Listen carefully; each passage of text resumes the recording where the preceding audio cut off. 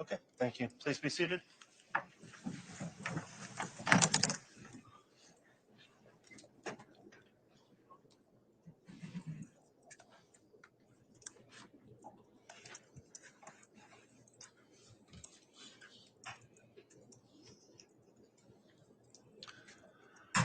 Okay, we're on the record on case CR 22-21-1624, State of Idaho versus Lori Noreen Vallow. The states here present, the defense as well as the defendant are all in attendance, and the state's continuing with presentation of its case in chief. We left off with a witness on the stand yesterday, Ms. Williams. Is the state ready to proceed with continued direct examination, Ms. Blake? Yes, Your Honor. Is the defense ready to proceed this morning? Okay, let's go ahead and have our jurors brought in, please, Mr. Bailiff.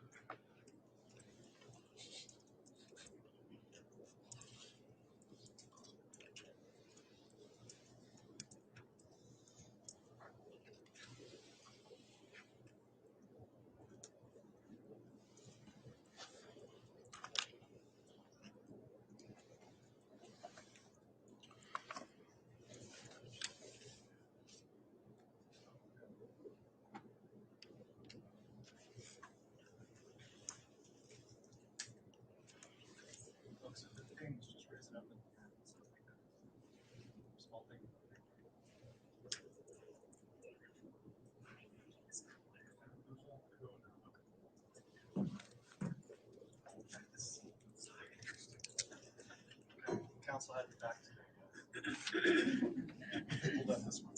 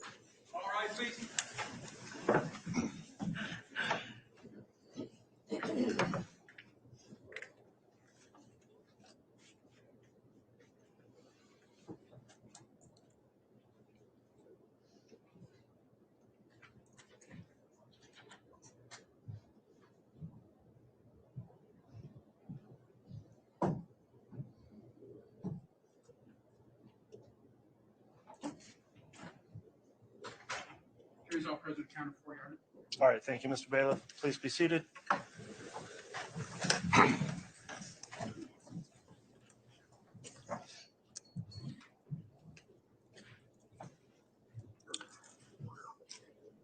All right, the court will note the jurors are all present and accounted for. I believe they've all signed the juror affirmation today. Is that correct, Mr. Bailiff? Yes, Your Honor. All right, thank you again for your continued service. The state was in the case in chief with the witness on the stand, Ms. Williams, who can be recalled this morning for further examination on direct. Ms. Blake. Before we start, quickly, one quick housekeeping matter.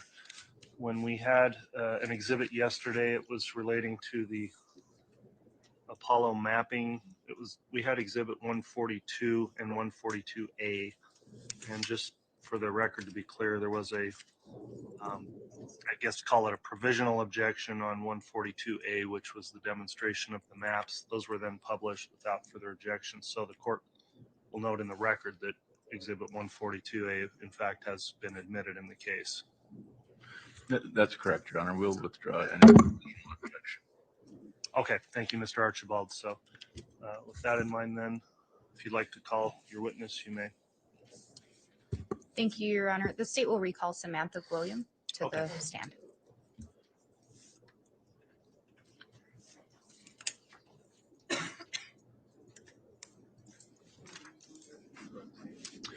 She can just take the stand without being resworn. Thank you. And Your Honor, I was going to ask if I could be handed State's Exhibit 298. All right. It was previously admitted, and I would ask permission to publish it to the jury again. You may. I'll just remind the witness, Ms. Williams, you are still under oath for purposes of your testimony today. Thank you. You're welcome.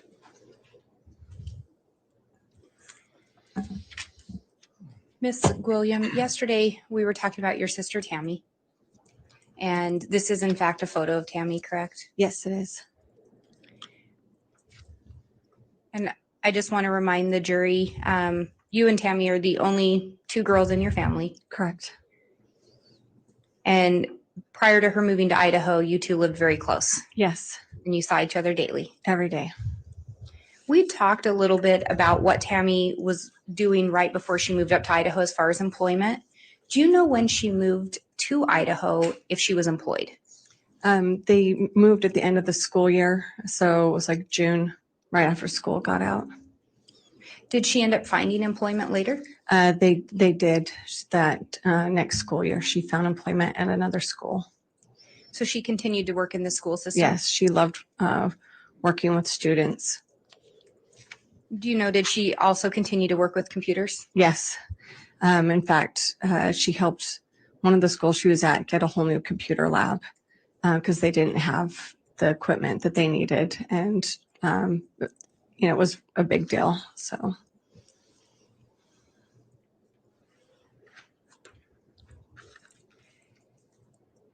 And I know we'd talked about how you found out about her passing. Yes. And we talked a little bit about her coming to visit in October. Yes. And you said on that visit, she seemed healthy to you? Yes, she did. Tammy had been sick a few years prior, to this happening, where she'd had a bout of depression. And, as we do with any family, I always do visual checks on, your loved ones. When you see them later to see how are you doing, you look at them and see, and Tammy looked very healthy and was doing very well. So it was just one of those visual things that you do when you see your loved ones, and she did not look sick at all. And when she'd been sick before, had she talked to you about it? Yes. And on this visit, did she indicate anything about not feeling well? No. And I think you said it was actually the contrary. She was telling you about different activities. Yeah, she was different involved in. activities. She just had a wrist issue, like her wrist was bothering her. That was the only thing that she brought up.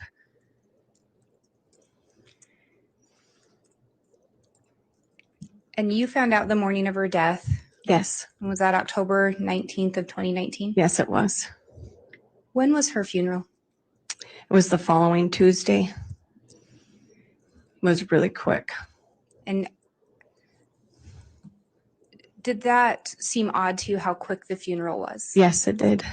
Did you have any discussions with Chad about that? Yes, I asked him on a phone call of why we were, doing things so quickly, and he told me that he thought that's what Tammy would have wanted, was to not have all the fuss. I also asked him why he was burying her in Springville instead of Rexburg, because their kids are in Rexburg. He is in Rexburg. I mean, it's his spouse. I'm a sister. We're close. I like having her down there with me, but I'm not her, her husband or their mom. And he said that he thought that it would be better if she was down there because it was cold in Rexburg and under ice and snow all year, and they wouldn't get to visit her as much. Were some family members unable to attend because the funeral was so quick? Yes, several of his side of the family and some other of our family were unable to come because they were out of state or out of the country. Did that include a son of Chad and Tammy's? Yes, their son was on a mission in Africa.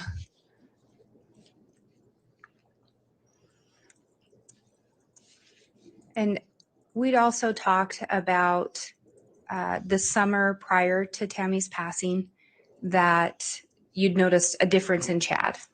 Correct. He seemed more distant and less wanting to talk to us about things. And we just didn't know if it was because they were living farther away or we didn't know what was going on. It was really different. At some point, did you learn that Chad had been remarried? Yes, we learned it was actually 1 month to the day of her burial is when I found out about it. Did you later learn when he had actually gotten married? Yeah, because I told my husband to find out because Chad was still speaking, he was talking to my husband at that point. And I said, you find out when he actually got married because I feel like that's very quick, even for somebody who's grieving. I'm like, you don't get married 4 weeks after you just buried your wife of almost 30 years. You just don't do that. And we found out it had only been 2 weeks after she had been buried, and we were devastated. At some point, did Chad indicate or did you learn the name of his new wife? Yeah, he told us her name was Lori Ryan and that her previous husband had a heart attack. And so she had been grieving a spouse as well. And that's why they connected, was that they were both grieving the passing of spouses. And did you end up learning another name associated with Lori Ryan? I did. As any good sister did, I went to the internet to go see who this woman was. And I'll object, Your Honor, to anything quoted from the internet.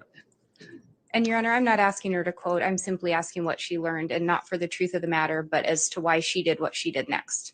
I'll overrule the objection. I discovered her name was tied to Vallow, and it brought up newspaper articles about a man in Arizona who had been shot in his own home by a brother-in-law. And I took that to my husband and I said, I think this is the same woman that he's married. He did not die from a heart attack. And based on that, did you end up having a conversation with Chad at some point? We've had multiple conversations with Chad. Eventually, the last conversation that I've ever had with Chad was in December. Was when we asked him to stop lying about what was going on, because there was just so much information that had come to us from the police as well.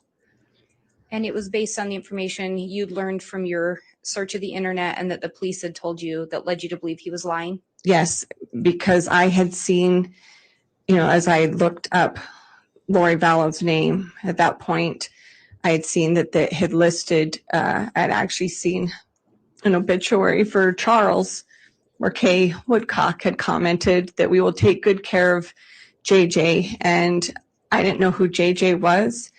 There was mention of another daughter, but it didn't say her name. And I thought there's kids involved and I didn't know anything about who they were. So I'm just going to renew my objection. I don't know where we're getting this information from. Well, I will sustain that. It seems to be coming probably from a hearsay source at this point, Ms. Blake. After learning that information, did you ask Chad about whether or not Lori had children? yes, I did. I asked him in a phone call. I said, so please tell me about this woman that you've married to replace my sister with. And he told me that she had had a hard life and that the reason why they hadn't told me her name was because she was trying to, stay away from the stigma of what had happened to her. And I said, well, so please help me understand. So now that you've married her, are there children? Because I had seen the other information and I said, are you going to be raising kids together? Mark will be coming home from his mission. And he told me no, that there's no children and that they were going to be empty nesters.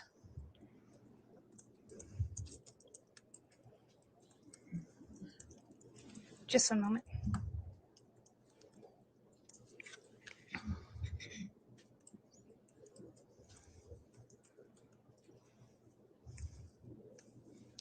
I don't have any additional questions at this time, Your Honor. All right. Thank you, Ms. Blake. Cross-examination.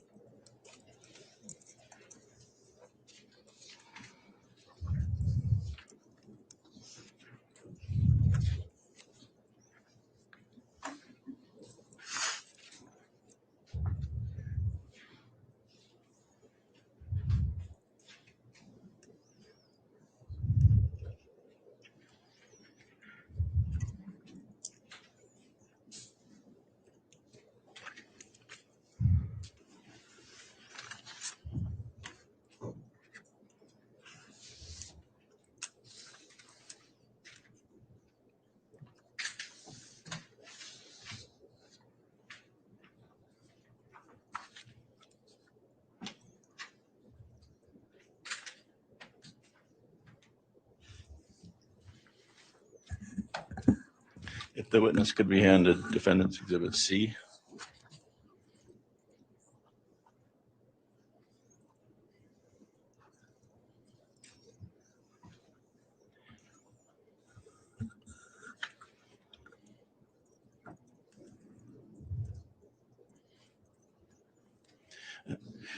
Is it William? Yes. You've been handed what's been marked as Exhibit C. Do you recognize that document? Yes, I do. And what is it? It's my sister's obituary. Do you know who wrote that? I wrote it along with some of my family members. And who contributed to the obituary? I know that Chad had given us some information, but myself and my parents had put it together. And is this exhibit a true and accurate copy of her obituary? From what I can see, yes. Your Honor, I'd move to admit Exhibit C. Any objection? No objection, Your Honor. Very well. Exhibit Defense C is admitted. So this obituary is, I'm okay if she hangs on to it. I'll ask her a few questions about it. So the information in this obituary is that Tammy Daybell passed away peacefully in her sleep. Do you see that? Yes. And where would you get that information? That was just from what Chad told us. Okay. And so the information that wasn't from a doctor's report, it wasn't from the police, that was just from what Chad told you. Correct. We were led to believe that she was sick and had died in her sleep. All right. And then you talk about the family history here, and I think you've already mentioned that. We don't need to go through it. But in her obituary talks about her interests in life, and I think you've talked about that as well. Tell me about this book publishing company that Chad and Tammy were involved with. Yes, they had started a company together, Spring Creek Books. And what did that do? They published books that Chad wrote, and they also published books from other authors. And so was that Chad's full-time job? Sometimes, yes, but he was mostly on the side. He also, during some of the time, would work at the cemetery during part of this time that they had the company. Okay. And at one time, did that company go bankrupt? Yes, they did. They had an issue with some distribution of books with Deseret Book because of how bookstores work, that if they find that they aren't selling enough of them, they can actually send a whole bunch of inventory back. And since they were a small company, it caused them to lose some money financially when they sent, extra books back that they had already printed for them. So did your sister have to get a job other than Spring Book Company? Correct. When it went bankrupt? Mm-hmm. I'm sorry if I interrupted you. No. And so did Chad get another job other than Spring Book Company? I believe so. That's when he worked for the cemetery. Okay. Do you know what year they moved to Rexburg, Idaho? It would have been in oh my gosh, I don't remember the exact year, to be honest. Around 2015, or is that too late or too early? I think that's too early. I'm sorry, I don't recall the exact year that was. You know how many years they lived in Rexburg before Tammy died? At least 3 to 4. Okay, so she died in 2019. So maybe they lived in Idaho 3 or 4 years. Yes. Okay. And so you felt like when Chad and Tammy lived in Utah, that you were close to them and saw them frequently. Correct. And when they moved to Idaho, that it became harder to stay in touch. Correct. Did Chad talk to you about his near-death experiences? Yes, he did. Did he write books about those? Yes, he did. Have you read those books? Only one of them. How would you describe his books? Very spiritual in nature. Were they well received? Did he make money off of them? He did make some money off of them, yes. I don't know the exact amount. And so when did you first hear Chad talk about his near-death experiences? I actually don't recall a time for when that happened. Was it something before his book was published? I believe he probably brought it up in conversation. Okay. We hold a lot of that stuff to be, personal. So when people talk about their spiritual experiences, I don't write that down. But yet Chad was not keeping his experiences personal. He was writing books and going to conferences. Correct. So he was trying to make money off of his, what he'd call a spiritual experience. That's a complicated answer. Yeah. So you wouldn't do that. You wouldn't write down your spiritual experiences and try to make money off it. But that's what Chad Daybell did. That's neither a yes or no question for me. Okay. And so these conferences that Chad Daybell would go to speak at, would you go to those? No, I did not. What were some of those conferences called? Do you know? I know some of them were called Preparing a People. And he would go and try to sell his books there. Yes, And he would go and talk to others about his spiritual experiences. I believe so. And you would talk to Chad and your sister about what he was doing. Sometimes, but it didn't always come up in conversations. Was your sister going to these conferences with him, or was he going alone? No, he went alone mostly. Tammy didn't travel with him to those because she was working and raising children.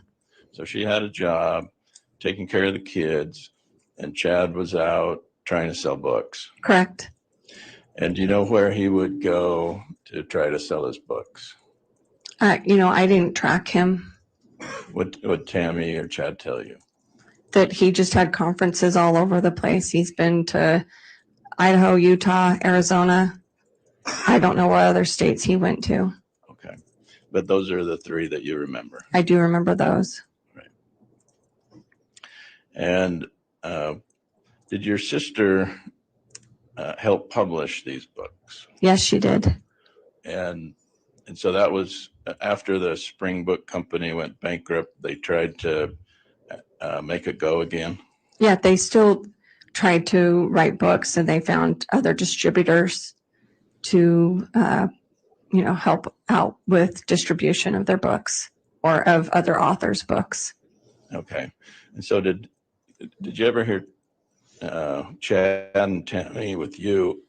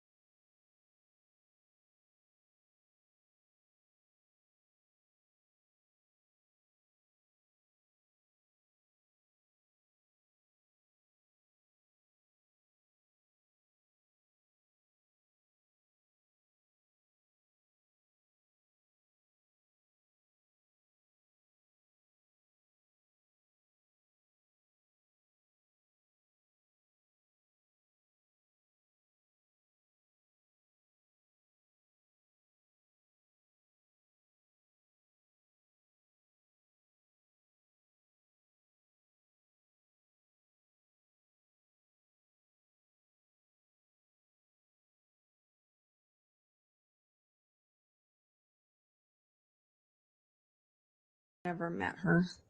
There was also a trip to Knott's Berry Farm. Correct, that they took over Thanksgiving. Okay. So the end of November of 2019, Chad and Lori and all of Chad's kids went to Knott's Berry Farm. Is that right? That was part of their trip. I believe they, went to the beach and things too. Okay. And so, and how would you have learned about that? Chad told us. All right. Did you see photos of that event No, I didn't. from Chad's kids? Did you hear from Chad's kids about that? Yeah, they had told us about it. I think they actually, a couple of their kids showed us pictures of them at the beach, but I didn't see anything else past that. Okay. And that was in late November of 2019. Yes. I'm sorry for the loss of your sister. Thank you.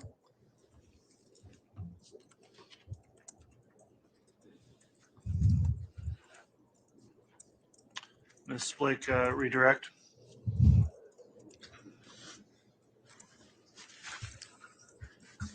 Thank you, Your Honor. Just briefly.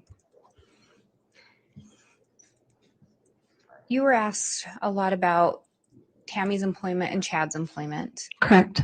When you talked to Chad in December of 2019, did he indicate to you how he and Lori were going to support themselves? Well, I know that they had the life insurance money that they'd gotten from my sister and that they were going to, I think, take some time. And he was probably going to write some more books. And in the past, Chad had relied on Tammy to contribute to the finances. Correct. Chad was not able to financially support the family by himself. No. And he didn't indicate to you that he'd found a new profession to do that. No. So presumably he may have needed to rely on support from his new spouse. Correct. He told us that she had lots of money.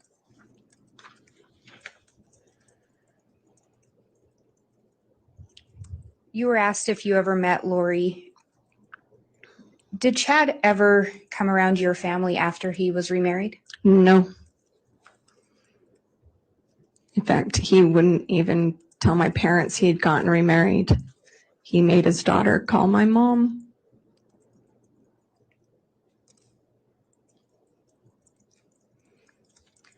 And you were asked about Lori and Chad taking some of Chad's children to Knott's Berry Farm. Yes. And did you say they told you about that? Yes. And that was in late November? Yes. So just the next month was when Chad informed you there were no minor children? Correct.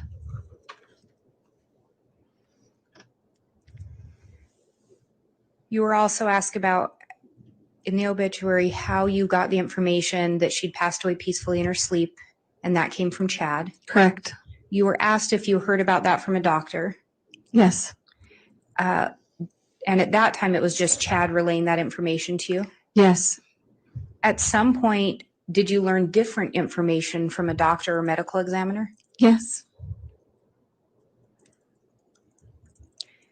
Did Chad ever tell you about having a vision that Tammy would die before she was 50? He never said that to us at all.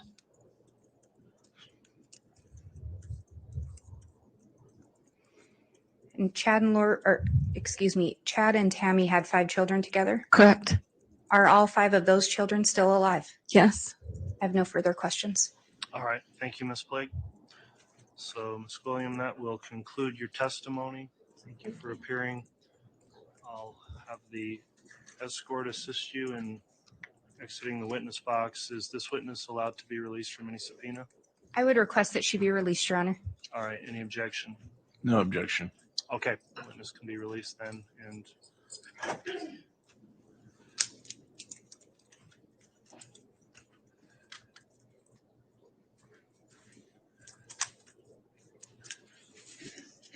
state can call its next witness. The state's going to call Coulter Cannon. I guess I should say Deputy Coulter Cannon.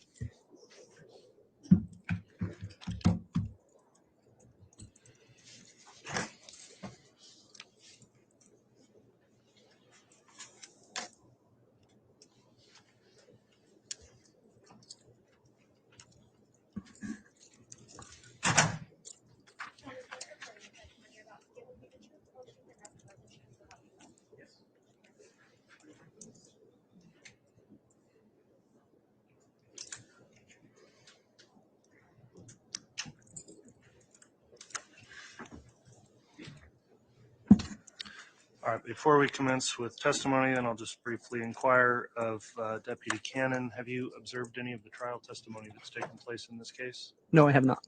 Okay, haven't read it, listened to it online or on the news or anywhere else? No, sir. Okay, thank you for that response.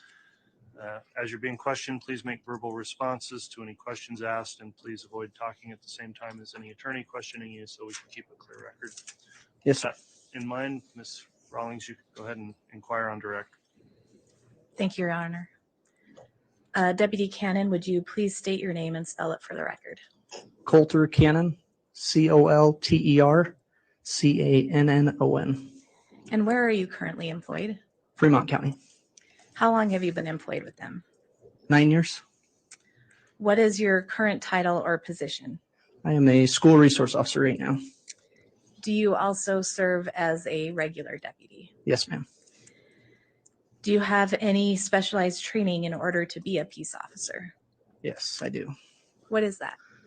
I have graduated from the Post Academy with a basic certificate. I've also have received my intermediate certificate from the Idaho State Police Academy. I've also had numerous hours of school resource training as a basic and advanced officer there, and then trainings throughout the 9 years of my career. Thank you. Do you recall if you were working on the night of October 9th, 2019? Yes, I was. And how long was your shift that night? Was it 12 hours?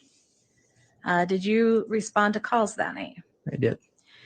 And I'm sure you responded to more than one call that night, but I'd like to draw your attention to a specific call regarding the report of a suspicious individual. Okay. Where did you respond? It was approximately 200 north and 1900 east in Fremont County. Okay. And what was the nature of that report? It was a suspicious individual that had pointed a paintball gun at a lady.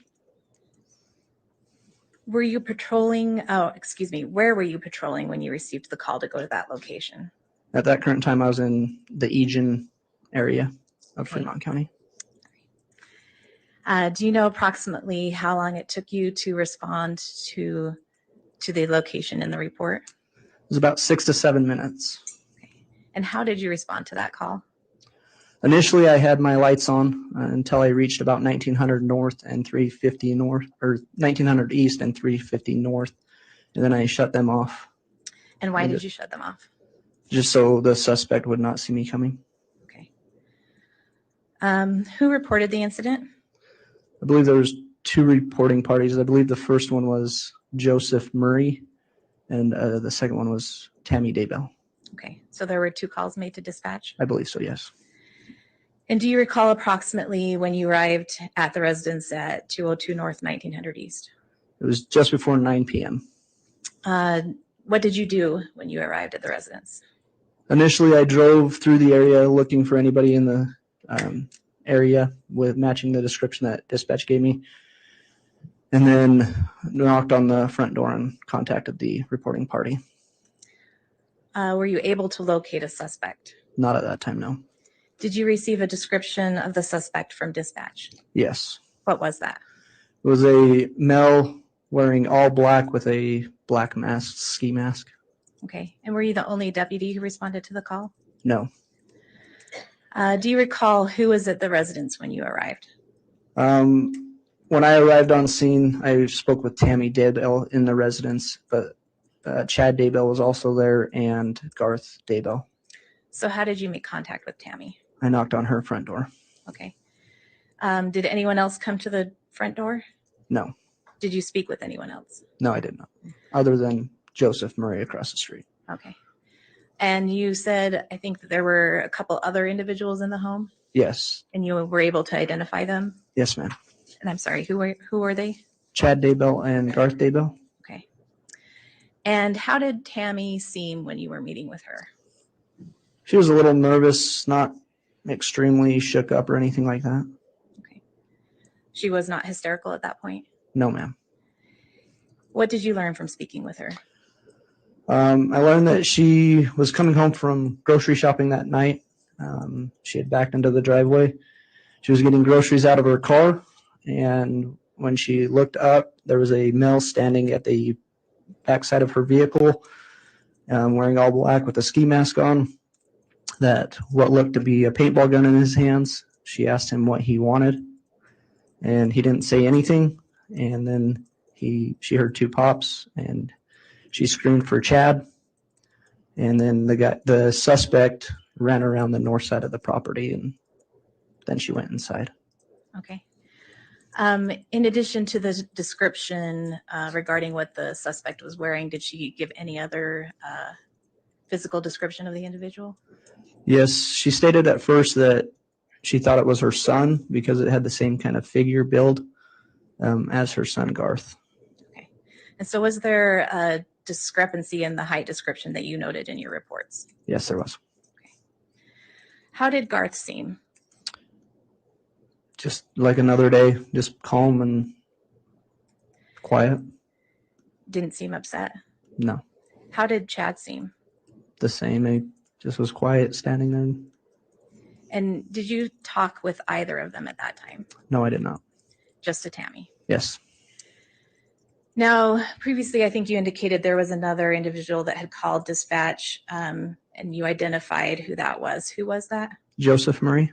And did you speak with Mr. Murray that night? Very briefly, yes. Where was he located? He was at his residence in the yard. He was just kitty corner from the Daybell residence. And do you recall what he said he was doing? He was cutting wood that night. Okay. And when you arrived, did you see someone chopping wood? Yes, ma'am. And that was, in fact, Mr. Murray. Yes, it was. Did he give you any other information regarding what he observed or heard? He just stated that he heard Tammy scream, and then he had called 911.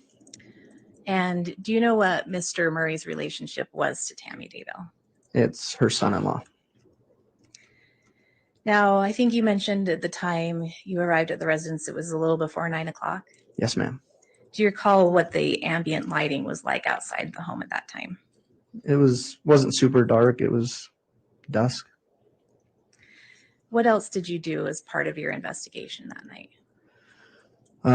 Like I said, I walked around the residence.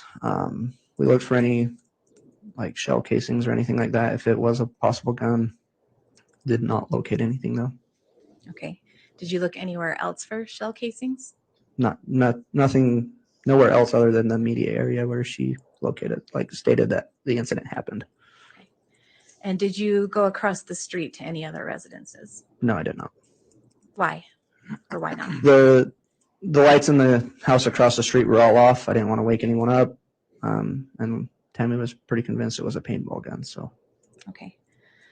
Later on, was there any attempt to locate bullets or shell casings? Yes, there was. When did that additional search take place? It was January 3rd, 2020. Okay. What did you do to look for this evidence? I helped the FBI rake through the snow. We used metal detectors and just tried to locate any shell casings in that immediate area again. And to the best of your knowledge, were any bullets or shells located in the area where Tammy Daybell had indicated this would have occurred? No, ma'am. Was there any indication or evidence of paint anywhere that she indicated this incident had occurred? No, ma'am. And again, what date did you respond to the Daybell residence for this report? It was October 9th of 2019. Your Honor, may I have just 1 minute? Yes.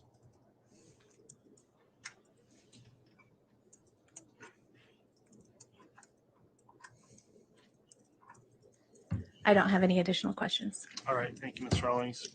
Cross-examination, Mr. Archibald.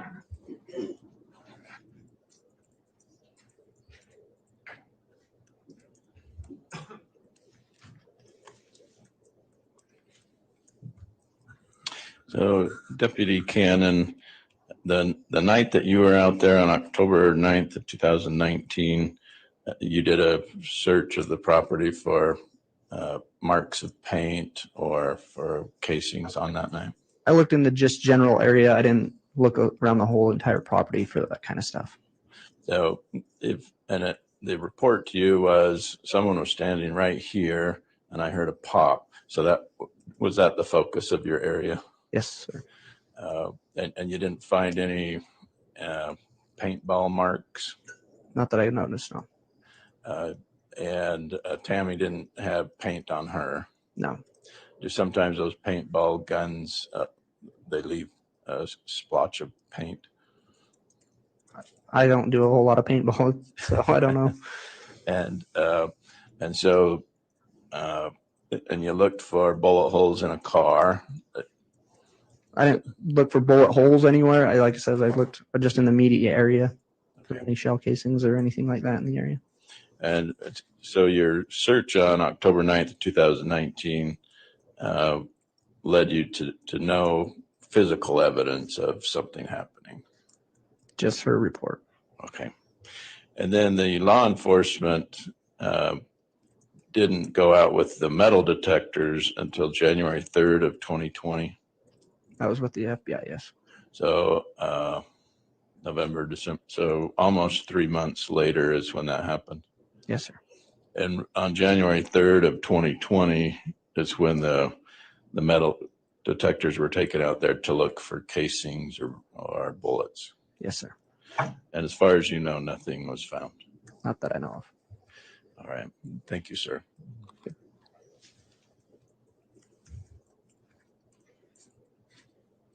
Any redirect? No, Your Honor. All right, thank you. That'll conclude your testimony then, Deputy Cannon. Thank you for appearing this morning. And I won't address the subpoena since he's with the law enforcement. You indicated they may continue to stick around, so the state can call another witness at this time. Actually, Your Honor, can he be released? He needs to get back to Fremont County. Okay, then we will allow him to be released unless there's an objection from the defense. No objection. Okay, be released from any subpoena. Thank you. Your Honor, the next witness will be Helena Kaaiakamanu.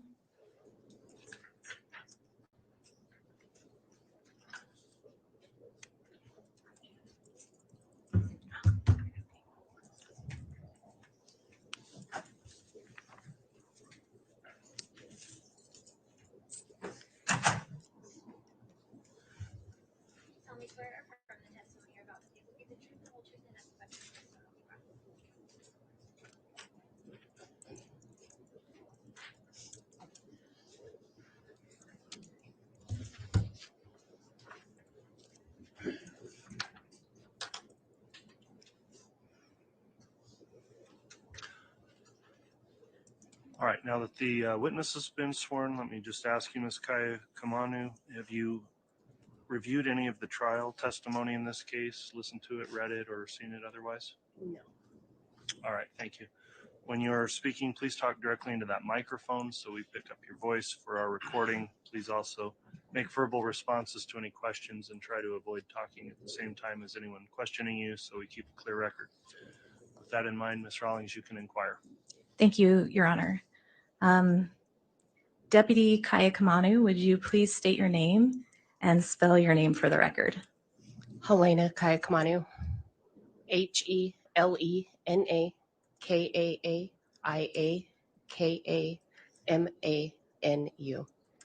Thank you. Where are you currently employed? City of St. Anthony Police Department. And what is your current title or position? Patrol officer. How long have you been employed with them? Just over 1 year.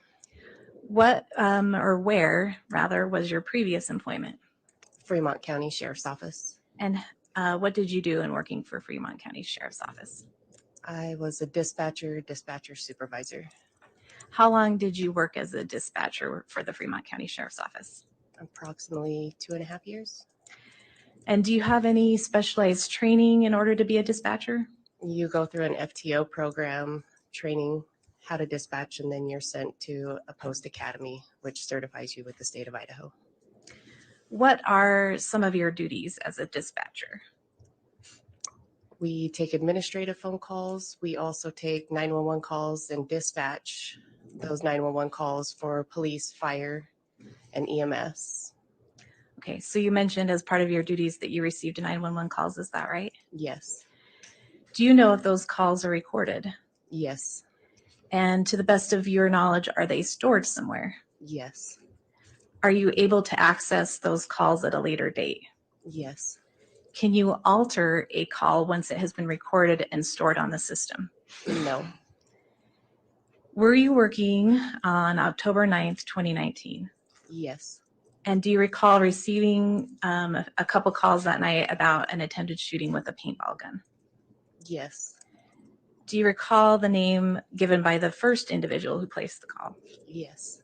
Who was that? Joseph Murray. And the second call that night, who was that? Tammy Daybell. Do you have a recollection of when the first call came in approximately? I want to say about 9:30, 9:45. It was close towards the end of my shift. Okay. And do you recall about how much later the second call came in? Maybe 5 minutes. Did you know Tamara Daybell? Not personally. I knew that she was the librarian at my children's school. Okay. Had you heard her name before that night? Just other than her being the librarian at my children's school, no. Okay. And so at that point, did you hear her name in the context of any investigation? Not till later. Okay. So later on, did you hear her name in the context of an investigation? Yes. Regarding the phone calls from October 9th, do you know if those two calls were recorded? Yes, they were. And with regard to the first call, have you been able to review a copy of that recording prior to today? Yes. And was that recording, to the best of your knowledge, a true and accurate recording of the call that you took that day? Yes. Was it the full recording to the best of your knowledge and recollection? Yes. If I started playing an audio recording, do you believe that you could recognize if it is your voice? Yes. And Your Honor, I have some jump drives with what's been marked as States Exhibit 232A and 232B. If defense counsel, I have shown them previously, but if they want to look at them.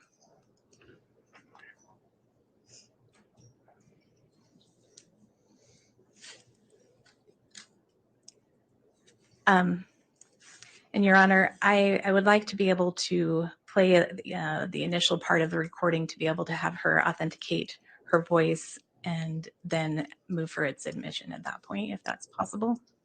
All right. Seems like a logical approach. Any objection to that from the defense? No, Your Honor.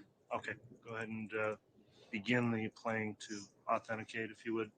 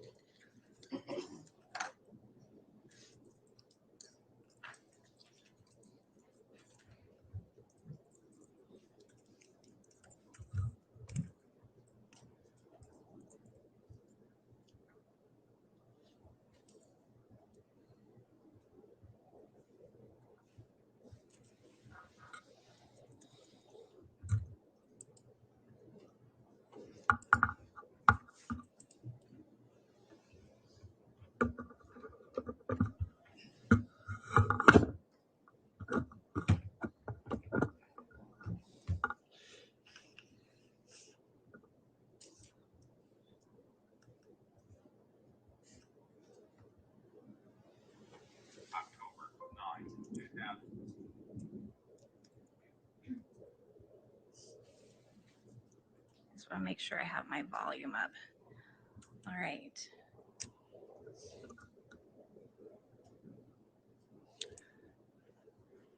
So Your Honor, just for the record, I am about to play what's been marked as States Exhibit 232A.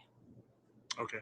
October 9, 2019, 21 hours, 41 minutes, 57 seconds.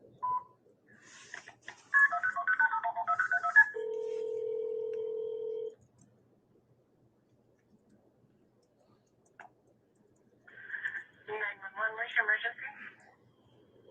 Yeah, so my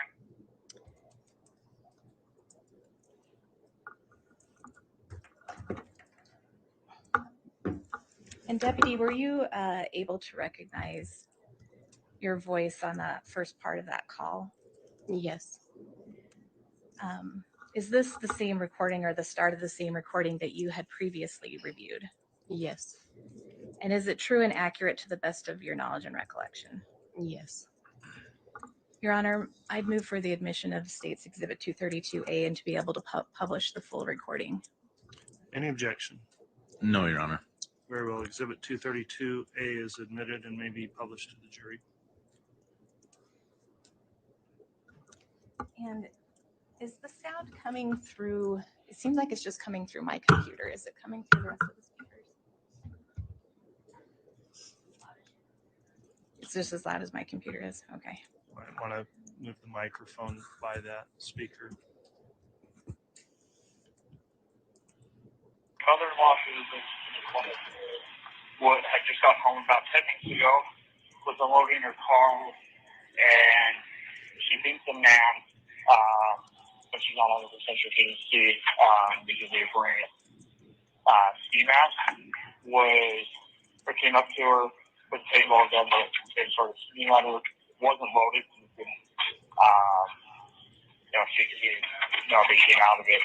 But she kept asking what he was doing with the car, and then suddenly, after she pulled out her husband, he ran off.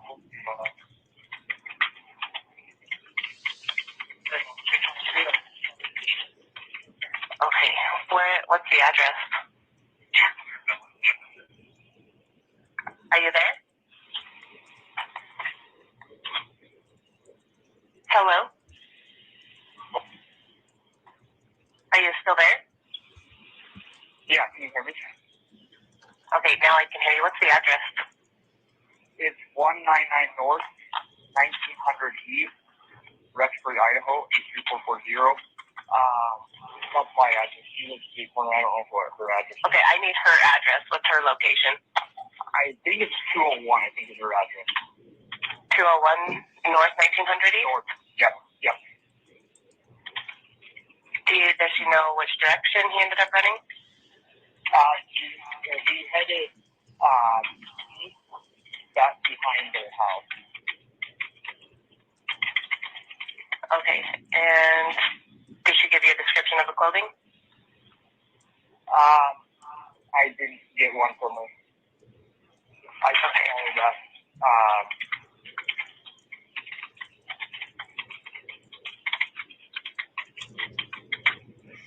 and what is your name? my name is Joseph Murray.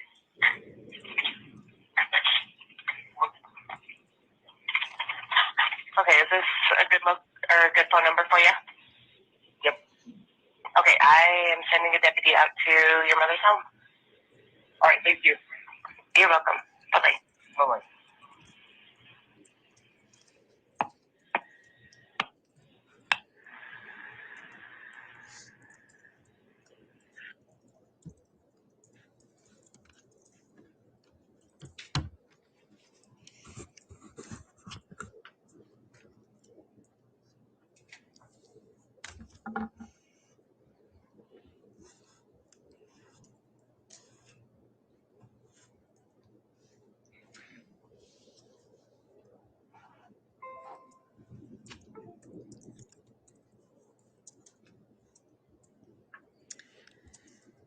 And after listening to that full recording, Deputy, is that a true and accurate recording of the full call from that night? Yes. And I think that we mentioned earlier that there was a second call that you received that night. Is that correct? Yes. And did you have a chance to review that second call prior to coming to court today? Yes. And from your review of that recording, was it true and accurate to the best of your knowledge? Yes. And was it a complete recording to the best of your recollection? Yes. And again, if I were to begin playing that, do you think you would recognize your voice on that audio? Yes. Your Honor, I'd like to play the initial portion of what's been marked as State's Exhibit 232B. Any objection? No, Your Honor. All right, you can do so.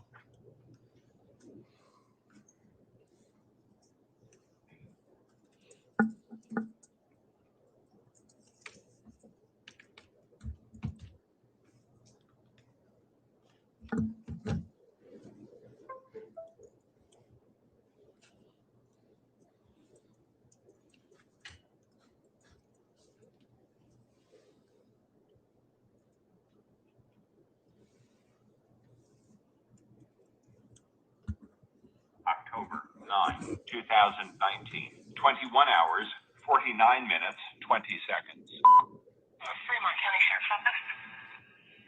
Hi, I need to report something. Okay, go ahead. What's the address? Okay, at 202 North, 1900 East. Sorry, this is a little awkward. And Debbie, did you recognize your voice on the beginning of that recording? Yes. And does that appear to be a true and accurate depiction of the other or the second 911 call you received on October 9th, 2019? Yes. Your Honor, I'd move for the admission of State's Exhibit 232B and to be able to publish the full recording. Any objection? No, Your Honor. With no objection, Exhibit 232B is now admitted and may be published in its entirety. Thank you. The corner with the blinking yellow light on Salem Highway. Is it a suspicious person? Yes. Okay, what was he wearing? He was all dressed in black and he had a ski mask on. And he says the blinking light now is where you saw him? No, he's gone now because I pulled up into our driveway and I didn't step out of the back seat of my car and suddenly he was there and he had a paintball gun and he was and like he was going to shoot at me. And I kept asking him what he was doing because I could tell it was a paintball thing. And then he just kept doing it, so I yelled for my husband, and then he took off running around the back of my house. Okay, give me just 1 minute. Stay on the line with me. Okay. October 9, 2019, 21 hours, 50 minutes, 28 seconds. That was North 1900 East? Yes.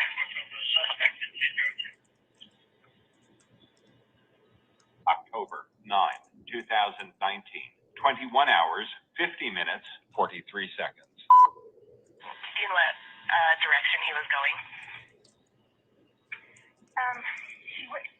He went behind my house and it's so dark out here and I just went in the house and got my husband and son. And then they went out and looked and he was long gone by then. So he was on the north side of my house is where he went to get away. Okay. He didn't say anything or he just kept like he was holding the gun like he was, had a rifle and just shooting at me. So. But nothing came out of the gun either, so I don't think it was loaded. Okay, and what is your name, ma'am? My name is Cami Daybell.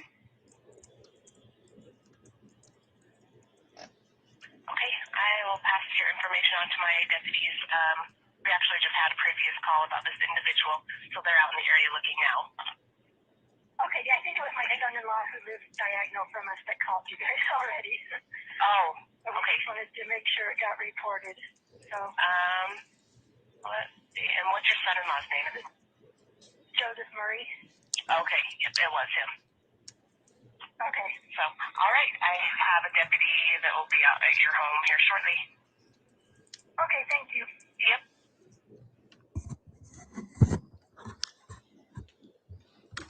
And Deputy, does that appear to be a true and accurate depiction of the full recording from the second call on October 9th, 2019?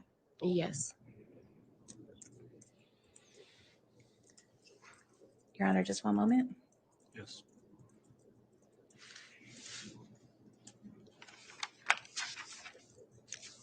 I can hand the exhibits to the deputy and I don't have any other questions for this witness. All right. Thank you, Ms. Rawlings. Thank you. Is there any cross-examination? I don't have any questions. Thank you.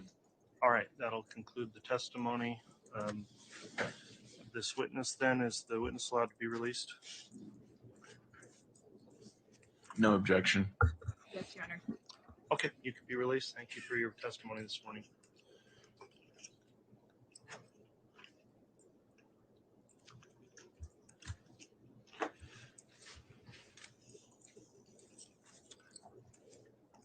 All right, the state can call its next witness. And Your Honor, I may need just a brief recess Okay, and we'll get the next witness here. let me have a quick sidebar with counsel.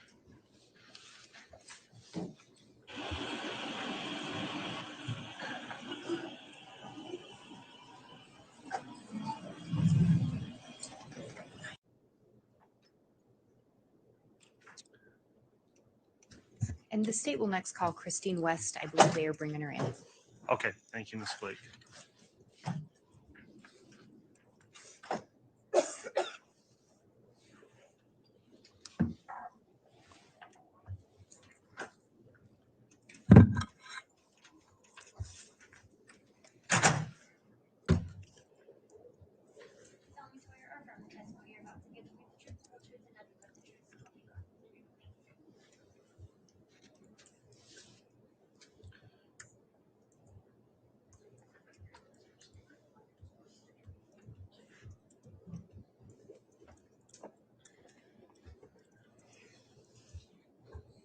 All right, now that the witness is sworn, I just have a few questions. Have you listened to any of the trial testimony, either in court here at one of the simulcast locations or listened to it online or anywhere else? No, I haven't. Okay, thank you for that response. Please make verbal responses to any question you're asked and try to avoid talking at the same time as any attorney questioning you so we can keep a clear record. Talk right into that microphone. And with all that in mind, Ms. Blake, you can inquire on direct.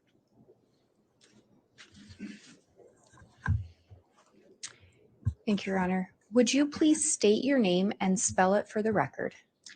Christina West, Christina West.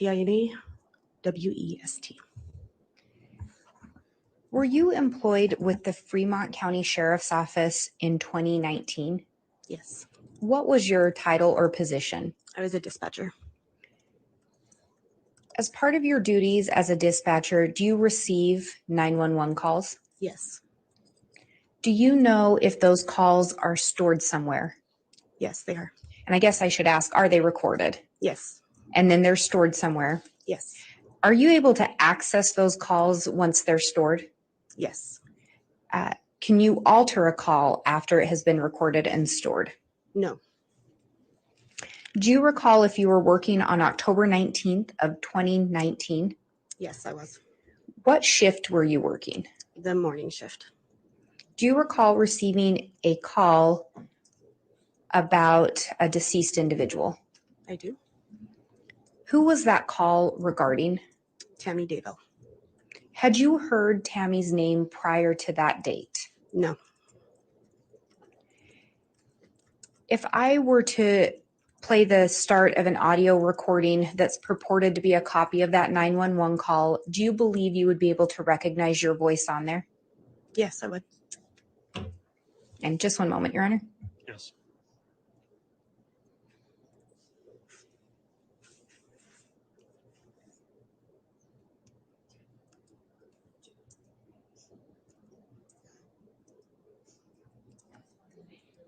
I just wanted to make sure I had the right exhibit number. Your Honor, this has previously been provided to defense counsel, a copy of this call. I would ask to be able to publish the first portion of it. It states Exhibit 233A. I would ask to be able to publish the first portion for verification purposes. All right, any objection to doing that? No objection. Very well, you can begin to publish it to authenticate it.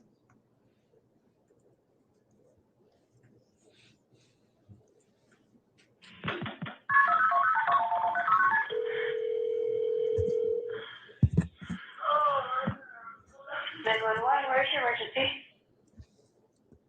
And hearing that, are you able to recognize your voice?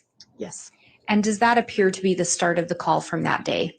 yes, And Your Honor, I would move for the admission of State's Exhibit 233A. Any objection? No, Your Honor. Exhibit 233A is admitted and can be published in its entirety. Thank you, Your Honor.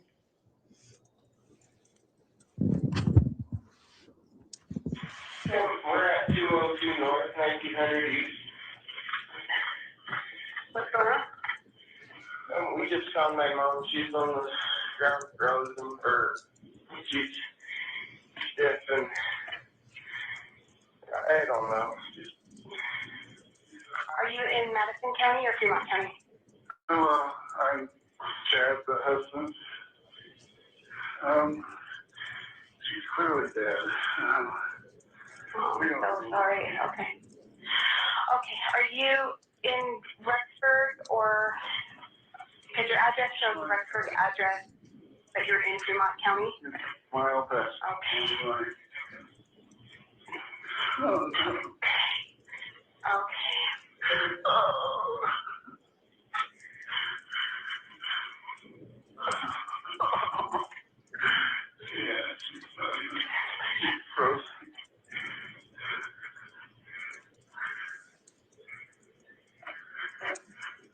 can I get your name? Chad, Daybell. Oh, man. Okay, Chad, I'm gonna get somebody up to you right now, okay?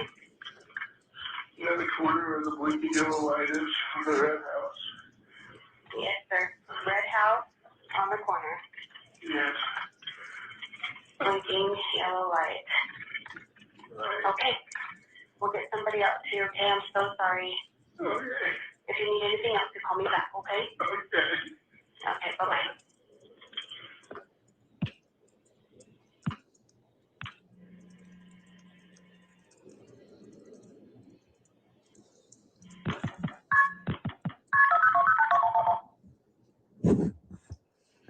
And after hearing that call, is that the call in its entirety?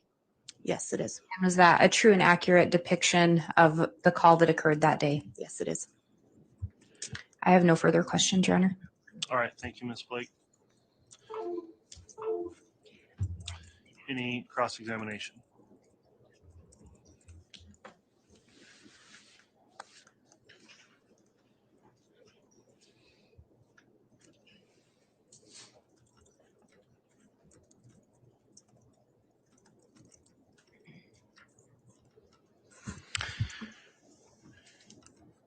Ms. West, on this 911 call, someone identifying themselves as Chad Daybell asks for an ambulance or a coroner.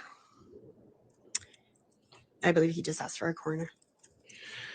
And do you typically send out an ambulance or just a coroner?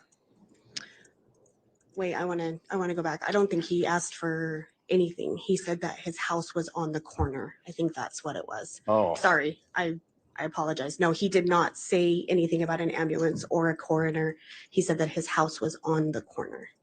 and I heard that and I thought he asked for a coroner. Okay, yes. So if I misheard that, I'm sorry. He said his house is on the He corner. said his house was on the corner. He did not ask for an ambulance or a coroner. And so what did you send out there? Who did you send out there?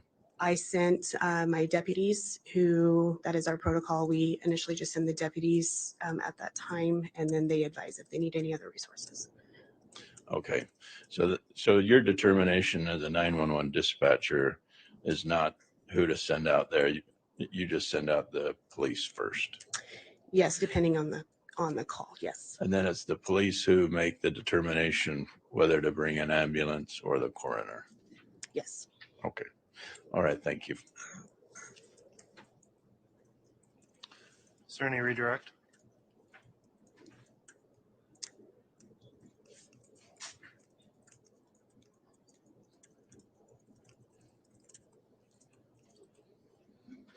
Just briefly, Your Honor. Miss West, on that call, Chad Daybell, I believe, indicates she's clearly dead. Yes. She's described as frozen or stiff or cold. Yes. Is that information relayed over radio traffic to a deputy?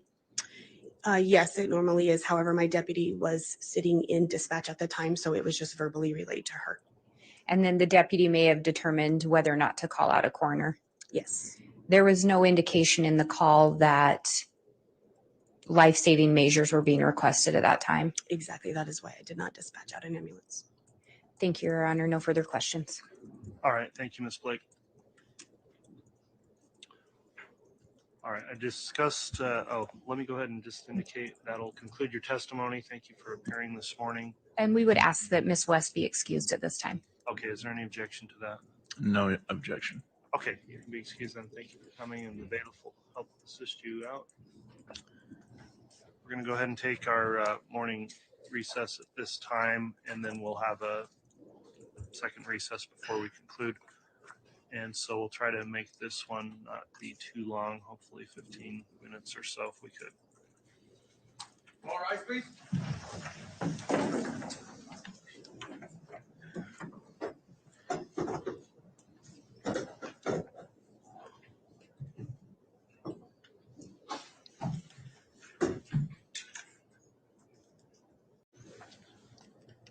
Thank you. Please be seated.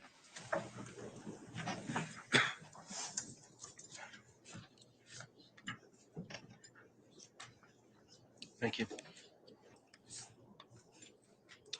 Let's please have the jurors brought in.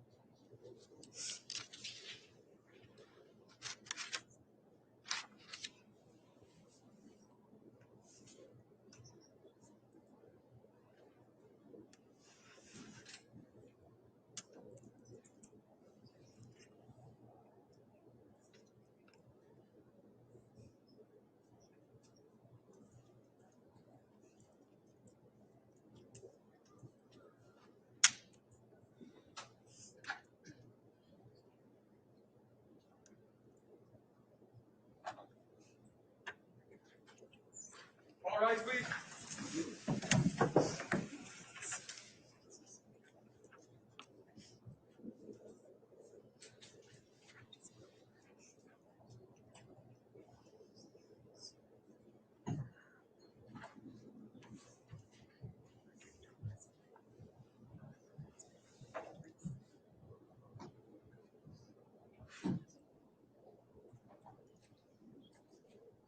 Jurors out, President, counter for your honor. All right. Thank you, Mr. Bailiff. Please be seated.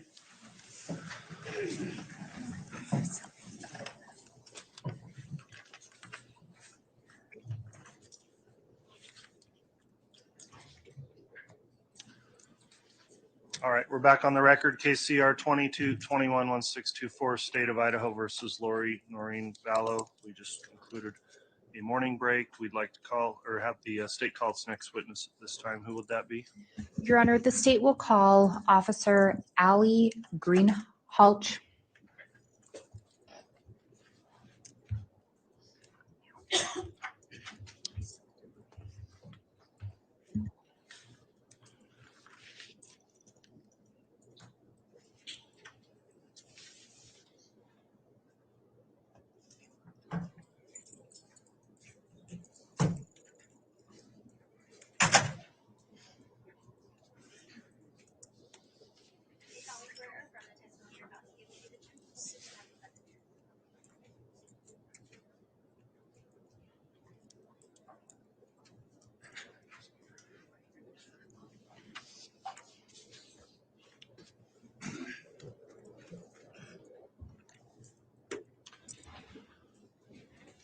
All right, now that the witness is sworn, let me just briefly inquire, because we have these simulcast locations and the audio's been released each day in this case. Have you listened to or reviewed in any way any of the trial testimony that's taken place thus far in this case? I have not. Okay, thank you for that response. When testifying, please make verbal responses to the questions and avoid talking at the same time as any attorney questioning you, so we can keep a clear record. With that in mind, Ms. Blake, you can inquire on direct. Thank you, Your Honor. Would you please state your name and spell it for the record? Alyssa Greenhalgh, Alyssa, and the last name is Greenhalgh.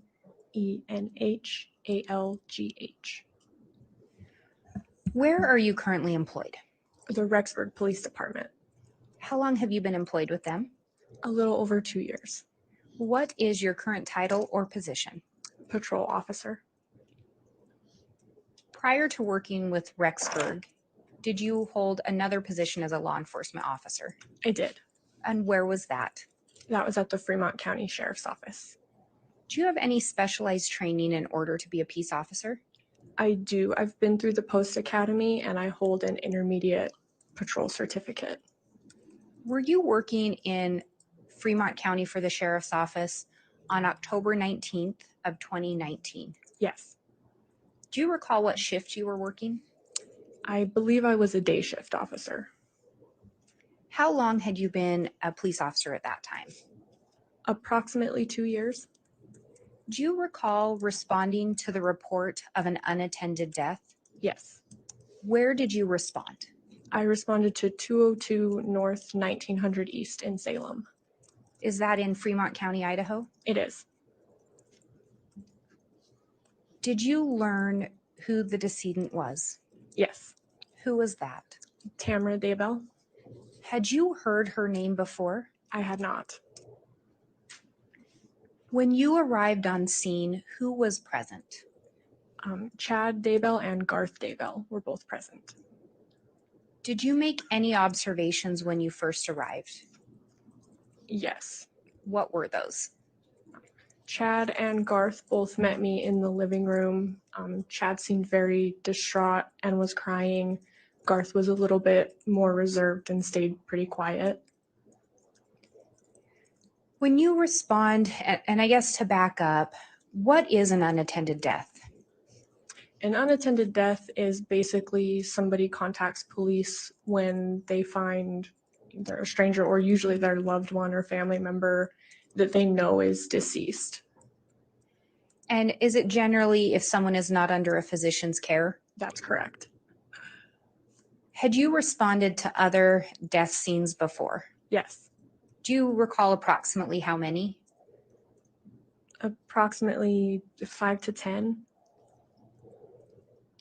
When you are dispatched out to an unattended death, are you conducting an investigation? Yes. Are you looking for specific things as a law enforcement officer? Yes. What are some of the things that you're looking for? As a first responder officer, we're looking for obvious signs of foul play, like disturbances at the scene, broken furniture, things pushed around, or obvious injuries on the body, like gunshot wounds, stab wounds, things like that. When you first responded into the residence, did you notice any signs of a disturbance? I did not. Did you notice any signs of a break-in? No. At some point, did you observe the body of Tammy Daybell? Yes.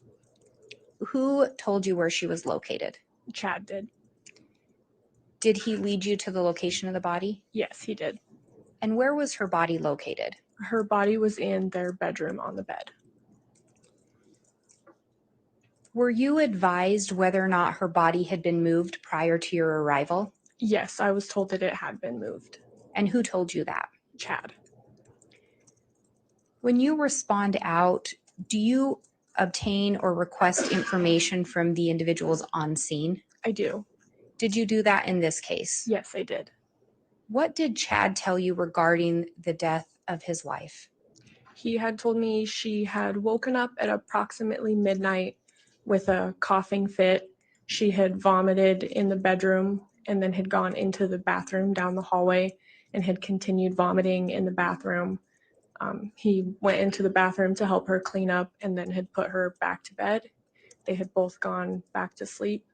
And then he said at about 5:40 a.m. he had felt the covers of the bed pull off of him and had looked over and noticed that Tammy had fallen off the bed, and he had told her to wake up. And when she didn't respond, he got up and turned the light on and saw that she had partially fallen off the bed and wasn't responsive. And when you say partially fallen off the bed, did he give a description of how she was partially off the bed, which part of her body? Yes, he described that her feet and legs had gotten caught in the sheets. So her feet were still up on the mattress, but her torso had fallen off the bed and her head was touching the floor. And then he indicated that he and his son had moved the body back onto the bed? That's correct. Had they also covered the body up with blankets? Yes. And when you arrived on scene, is that the position you found her body in? Yes. When you arrived, was it apparent that Tammy was in fact deceased? Yes. Do you also request information from family members regarding a decedent's health? I do. Did you do that in this case? Yes. And did you request that information from Chad? Yes. What did he tell you? He told me that Tammy didn't like to see the doctor. She had had kind of a cold. She had fallen in the driveway approximately a month prior and had received care for that. But other than that, she didn't have any major medical issues or injuries that he had told me about. Do you recall if Chad said anything to you about Tammy having shaking fits? No. Did he indicate anything to you about Tammy going through menopause? I believe so, yes. And do you recall if he told you that affected how she slept? Not that I recall. Do you recall if he said anything to you about Tammy having fainting spells? No, he did not. Do you recall if he said anything about her blood pressure? I believe he did tell me that she had issues with her blood pressure.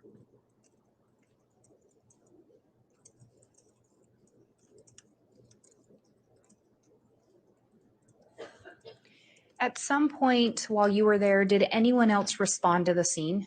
Yes. Who was that? The deputy coroner and the coroner both responded. And at some point, was a mortician called as well? Yes. As part of your job duties, do you make a determination whether or not to have an autopsy performed? No. As part of your investigation that day, did you reach out to some detectives? I did. Did you indicate to those detectives what you had noticed on scene? Yes, I did. At that time, had you made any observations of any suspicious activity? No. And were you basing part of your investigation in part on what Chad Daybell was relaying to you? Yes. Did Garth Daybell ever contradict his father while you were there? No, he did not. Did Garth Daybell offer any information to you? No.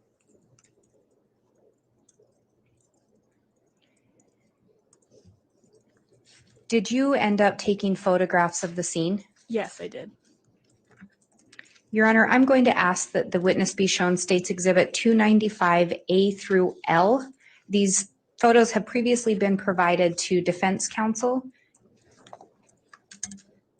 And I have the official copy for the court as well. The original.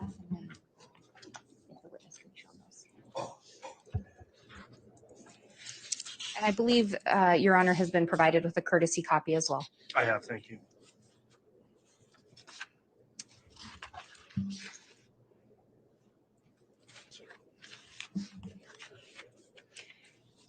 And Officer Greenhalgh, if you will look through those photos.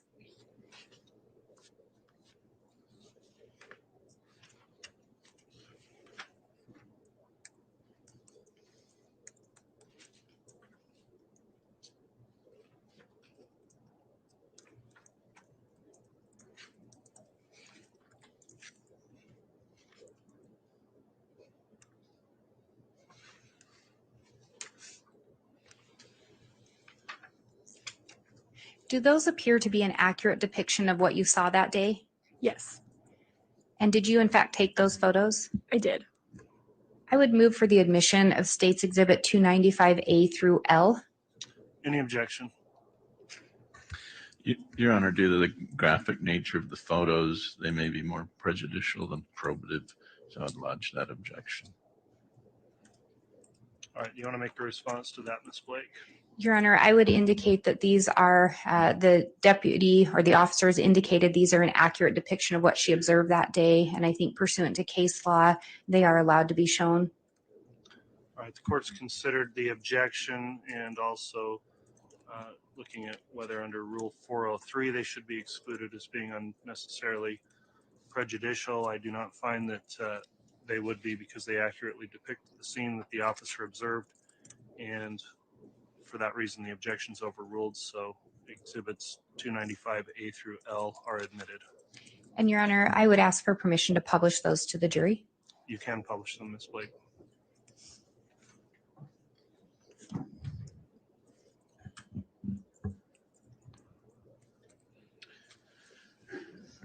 And Your Honor, similar to the graphic photos of the children, the court took special precautions not to show those to the public. I don't know if the court wants to consider that as well. Mr. Archibald, I did consider that. I was able to see these photos in advance just over the break and determine that I'll allow them to be displayed on the projector, even though they are graphic in nature.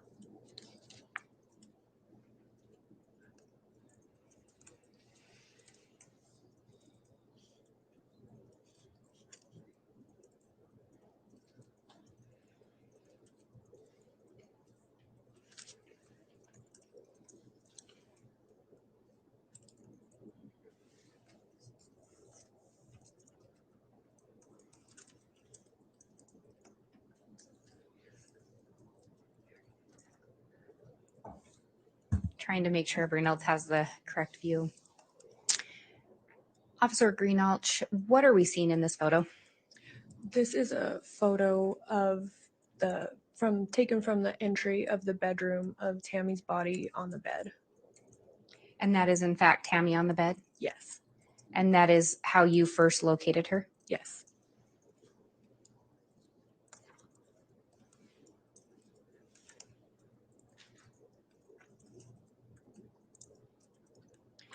And in this next photo, what are we seeing there on the floor? So there is a mat on the floor with a towel and then some clothing items from the closet. At any point, did you observe anyone do anything with that towel? Not that I recall.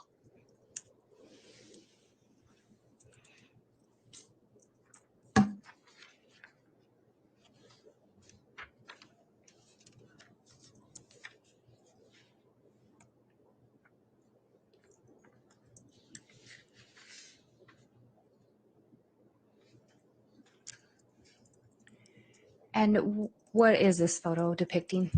This is another photo of Tammy's body on the bed.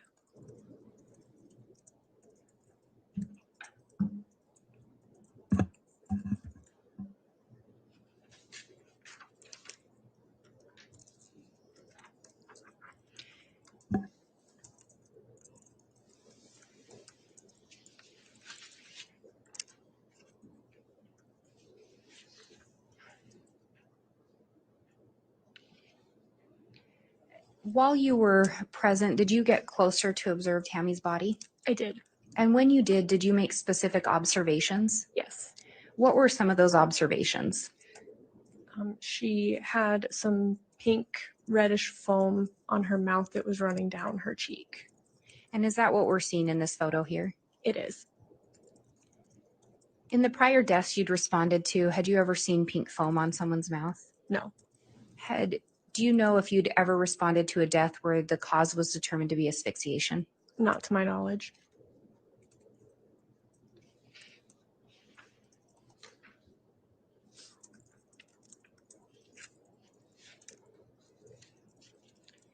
And is that similar to what we're seeing in this photo as well? Yes. Was this just a zoomed in picture of that? Yes. While you were on scene before anyone else arrived, did you do anything to manipulate or move Tammy's body? The only thing I did was check a pulse on her arm, but I didn't move her body in any way. After others had arrived on scene, was Tammy's body moved? Yes. Is that done to assist with an assessment? Yes. Were you present while that was being done? I was.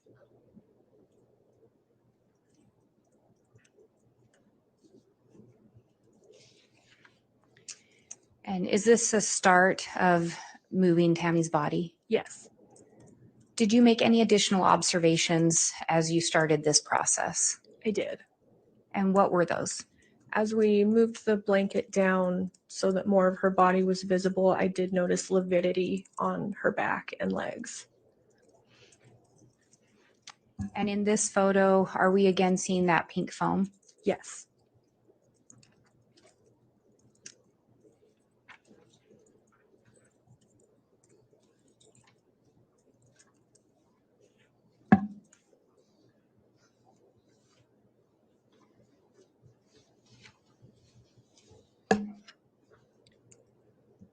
I'm going to show States Exhibit 295J.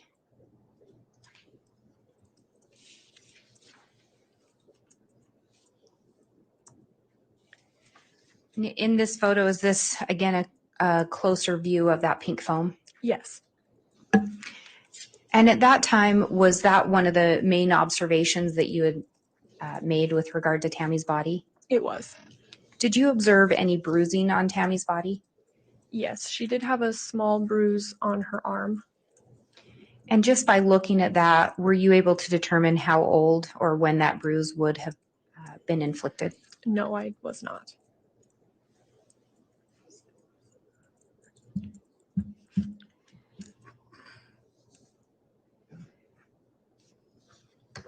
Did you end up accompanying Tammy's body to the mortuary? Yes. Did you also take a photograph there? I did. And I'm going to show States Exhibit 295L.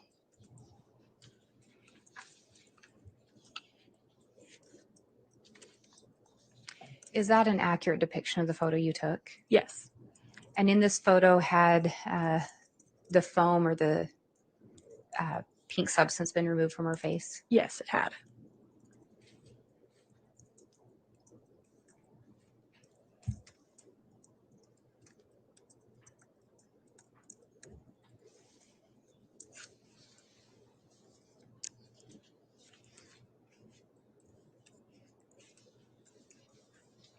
I have no further questions at this time, Your Honor. All right, thank you, Ms. Blake. Any cross-examination?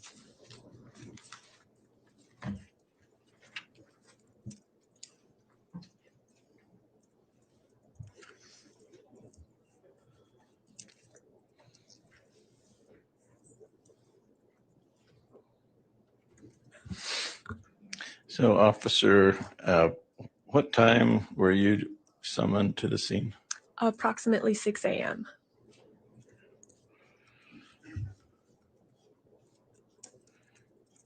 And the report that Chad Daybell gave you was that at 5:40 a.m. is when he felt the covers pull off and she fell off the bed. That's correct. Okay. And so do you know what time the 911 call was? I don't. But the time that you were notified to go there was about 6 a.m.? Correct. And so in talking to Chad about, did you ask him why the 20-minute difference between falling off the bed and the officer arriving, or when he called 911? I didn't specifically ask him about that. And so you arrived at about 6 a.m.? Yes. And it was apparent to you that she was already deceased? Yes. And that the Chad and Garth indicated they had picked the body up off the ground and put it back on the bed? Yes. Now, I don't know if this is part of your training and experience, but bodies don't move if they're already deceased, right? Correct.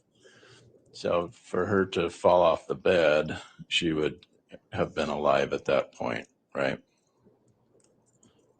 I assume so. Okay. So sometime between 5:40 a.m. and 6 a.m.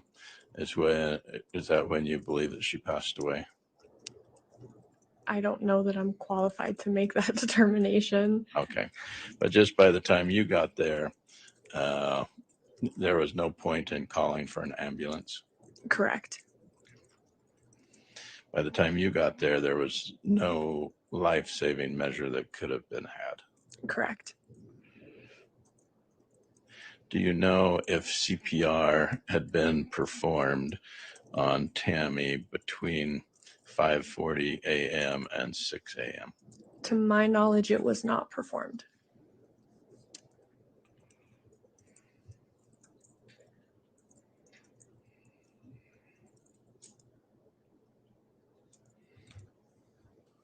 All right. Thank you, officer.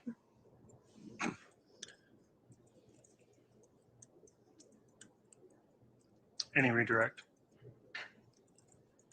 Yes, Your Honor. Thank you.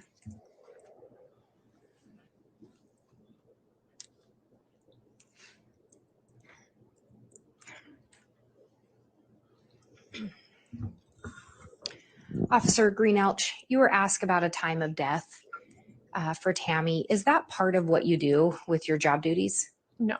Are you qualified to determine the time of death? No. Have you taken any medical training in order to be able to do that? No. You were asked about a dead person falling off the bed and Chad saying that happened at about 5:40 a.m. Is that correct? Did Tammy, based on what observations you were able to make, did it appear Tammy had only been dead for 20 or 30 minutes when you arrived? No, it appeared she had been dead much longer. And why did it appear that way? And I'll object if this witness isn't qualified to make time of death, and we're just guessing. I will sustain that. I think it's speculative. Based on your observations, was Tammy's body cold to the touch? Yes.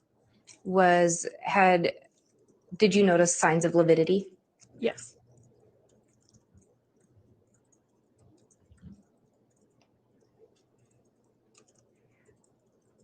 Were you able to determine, or could you tell if there were signs of rigor mortis setting in? I could not determine that.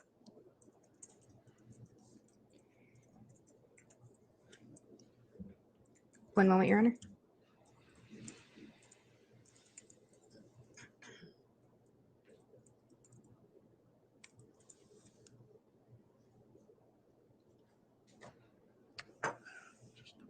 I have no further questions, Your Honor. All right. Thank you, Ms. Blake. Ms. Greenhalgh, that'll conclude your testimony then. Can the witness be excused or released from subpoena? Your Honor, the state would request you be released. Any objection? No objection. Okay. Thanks again for your testimony. The bailiff will assist you in exiting the courtroom, and the state, you can call your next witness. The state will call Cami Wilmore.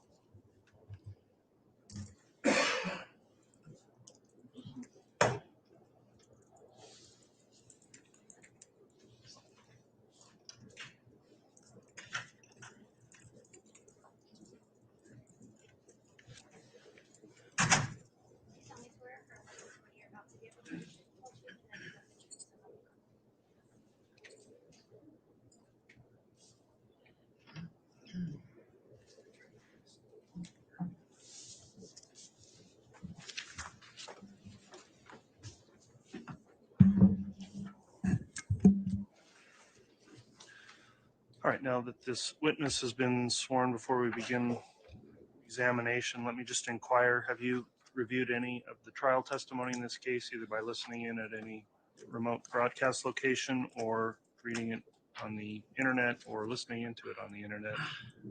I have not. Okay, thank you for your response. As you're being questioned, please make verbal responses to any question asked so that we keep a clear record, and try to avoid speaking at the same time as anyone questioning you. With that in mind, Ms. Blake, you can commence with your direct examination. Thank you, Your Honor. Would you please state your name and spell it for the record?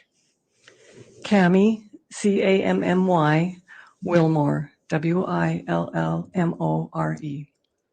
Where are you currently employed? I am currently a Fremont County Advanced EMT, and also I am a administrative assistant at our seminary, the CES. How long have you been an EMT? At this point, about 14 years. And as an EMT, are you trained in life-saving measures? Yes. And are you trained in responding to emergency medical situations? Yes. Prior to being employed as an EMT, did you work in the medical field? Yes.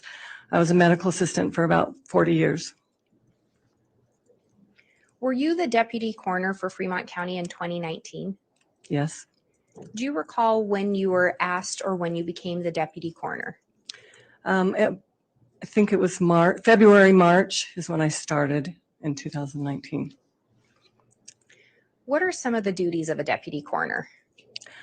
I will go on calls when the coroner is not available or close to, I live in St. Anthony, so I would respond to ones in that area where she's up living farther away, and to go in and assess the body, pronounce time of death, try to gather information of why the person was deceased, medical history, that kind of thing. And as a deputy coroner, do you respond out to unattended deaths? Yes. And what is an unattended death? That's where they haven't been under, like on hospice or currently under a doctor's care, where somebody was not with them when they passed away. They were found deceased. Had you responded out to scenes where someone ended up dying or was already dead as an EMT? Yes. And did you end up responding out to the report of an unattended death on October 19th of 2019?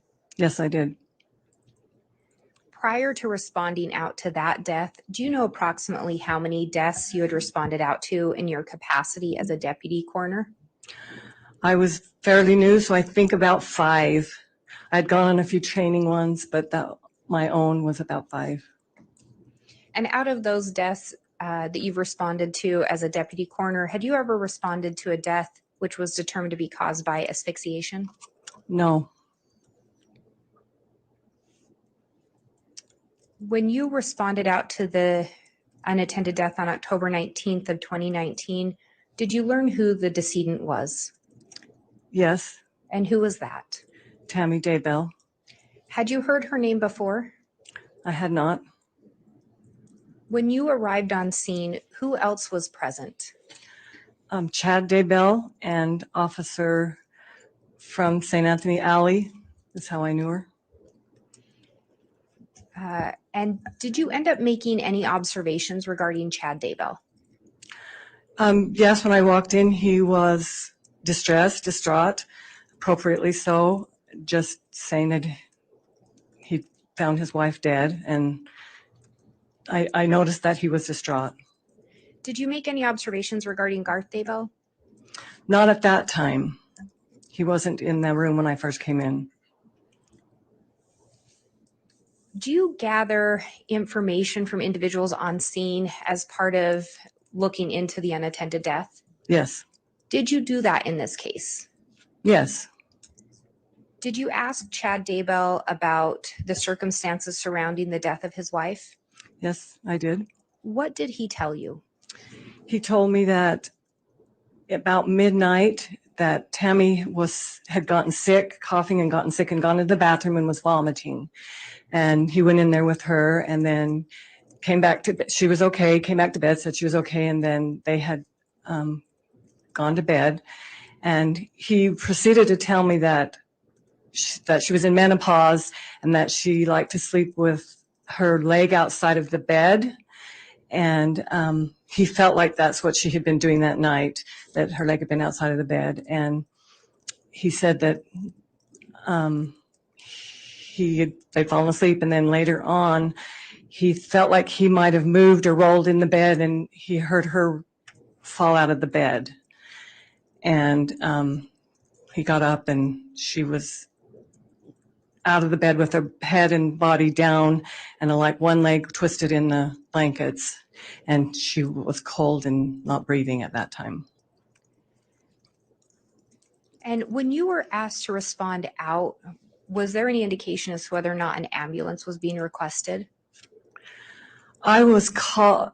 I did not think there was an ambulance coming because I was called by our coroner. She got the call, and then she called me and said, "Hey, can you go? You're 10 miles away. You can get there quicker than I can." And she said she would be coming.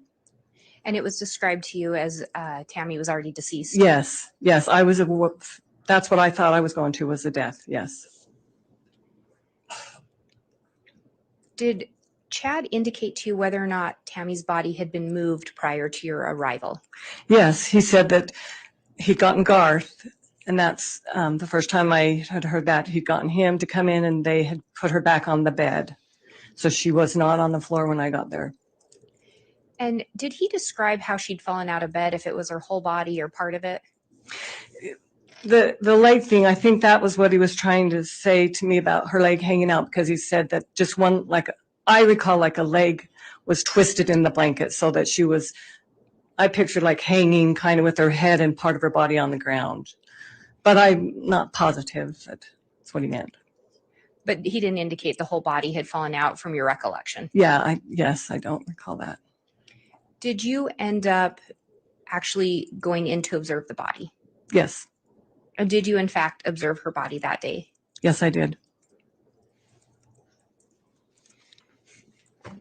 Your Honor, I'm going to ask to publish part of State's Exhibit 295 again. You may do so. It's been admitted.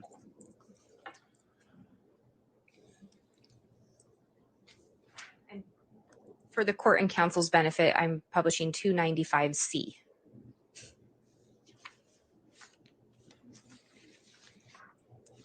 Does that appear to be what you observed when you first arrived? As much as I can remember, yes. As part of your job as a deputy coroner, do you end up examining or looking at the body? Yes, we do. Do you recall if you made any specific observations regarding Tammy's body?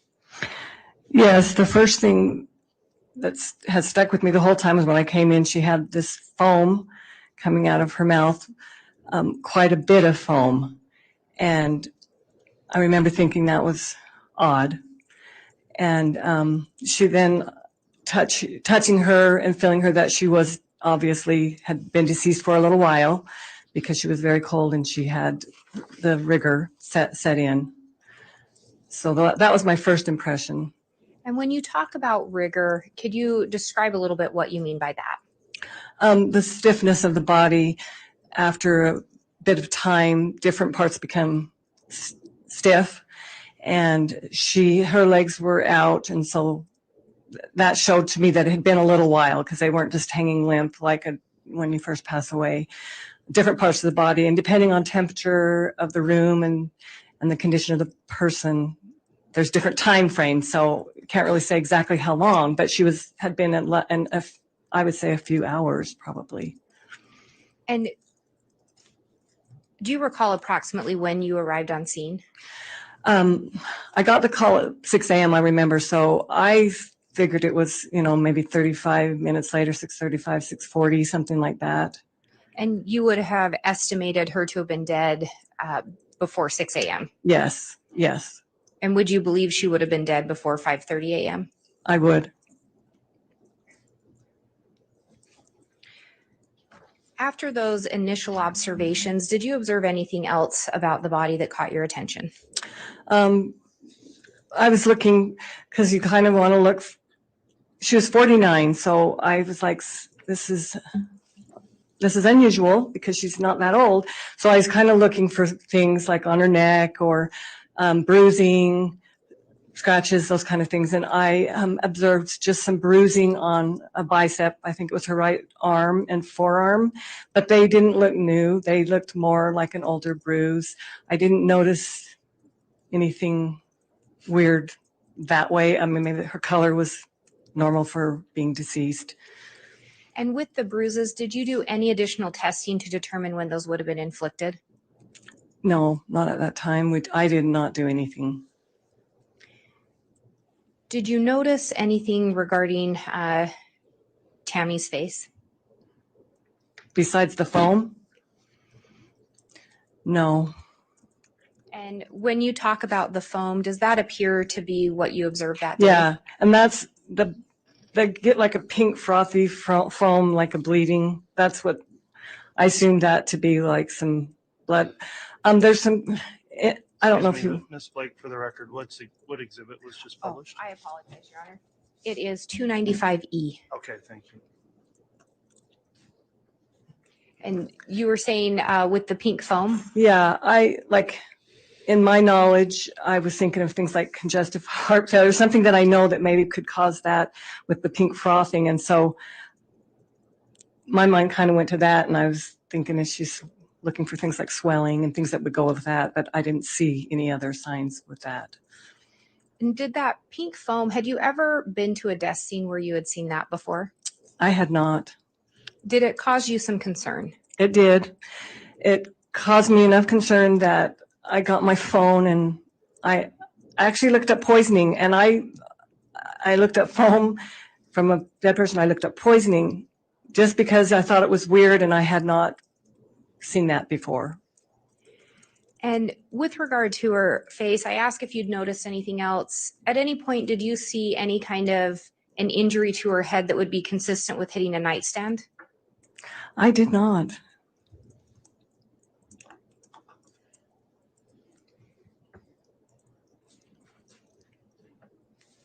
At some point, did anyone else arrive on scene? Yes, then Brenda Dye, our coroner, came on scene, and I was new, like I've said, and so I kind of deferred to her when she came in on scene. And I guess I should ask, prior to her arrival, did you ask Chad about Tammy's health? Yes, I did. I was trying to get a history. What had she been ill? Has anything happened? And he said that she'd had low blood pressure, hypotension, and she'd had a few little bits of feeling dizzy, lightheaded, and that was all he told me.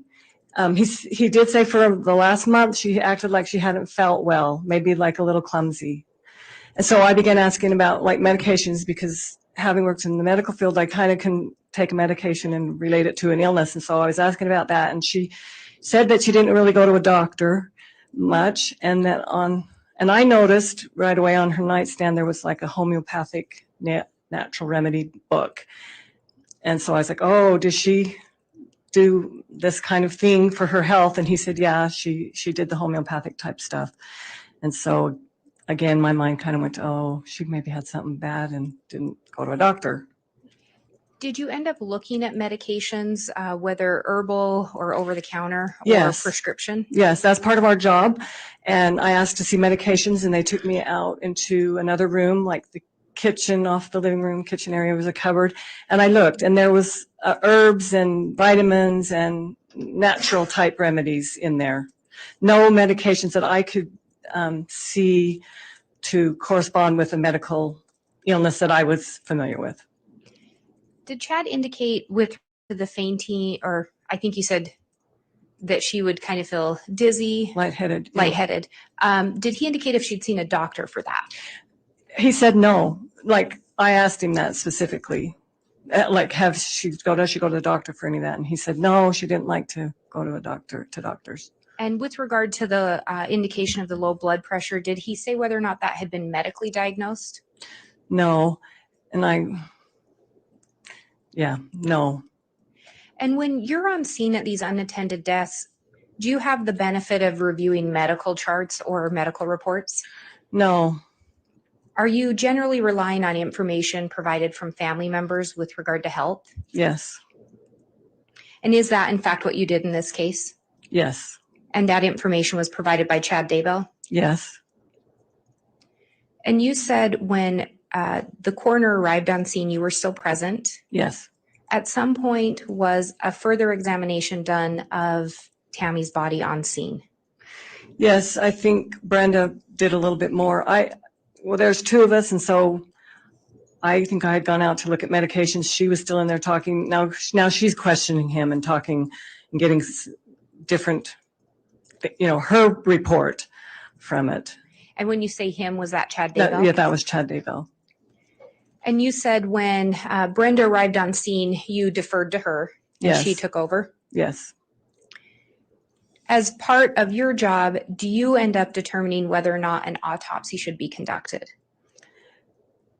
As a deputy coroner, I would if I was the only one the coroner wasn't there. But as the coroner was there, that would not be my responsibility.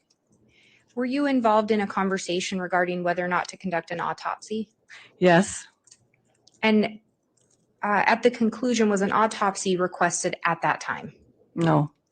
Do you know if Chad Daybell requested to have an autopsy performed? He did not want one. That was asked. Well, as we were discussing it, he was asked and he said no. Based on the observations you made at that time and the information provided to you, did you have concerns or questions regarding Tammy's death? I did, and the two factors were her age and this foam. Could there be a medical explanation, as far as you know, to explain the foam outside of some kind of foul play? At that time, I didn't know of any. I have since looked. I looked up stuff just because I wanted to know. And there were some things that were mentioned, that I've read about that there could be, I don't know if exactly like what I saw, but some foam. At the time you responded out, do you also rely on external information if it's provided to you or if you know it? Yes. Had you ever heard the name J.J. Vallow? I had not. Had you ever heard the name Tylee Ryan? No. Had you heard the name Alex Cox? No. Had you heard the name Lori Vallow? I had not. Have you since heard of those names associated with Chad Daybell? Yes. If you had had any of that information at the time, do you believe? I'll object, Your Honor. We're speculating here. Sustained.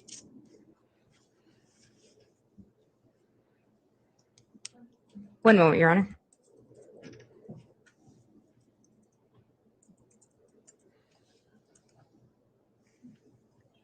I have no further questions. All right. Thank you, Ms. Blake. Cross-examination? I don't have any questions. Thank you. All right. Thank you, Ms. Wilmore. That'll conclude your testimony then for this trial. Is this witness to be released from any subpoena? The state would request you be released, Your Honor. Any objection? No objection. Okay. That'll conclude your appearance at court then. The bailiff will assist you in leaving the courtroom. Thank you for your testimony today.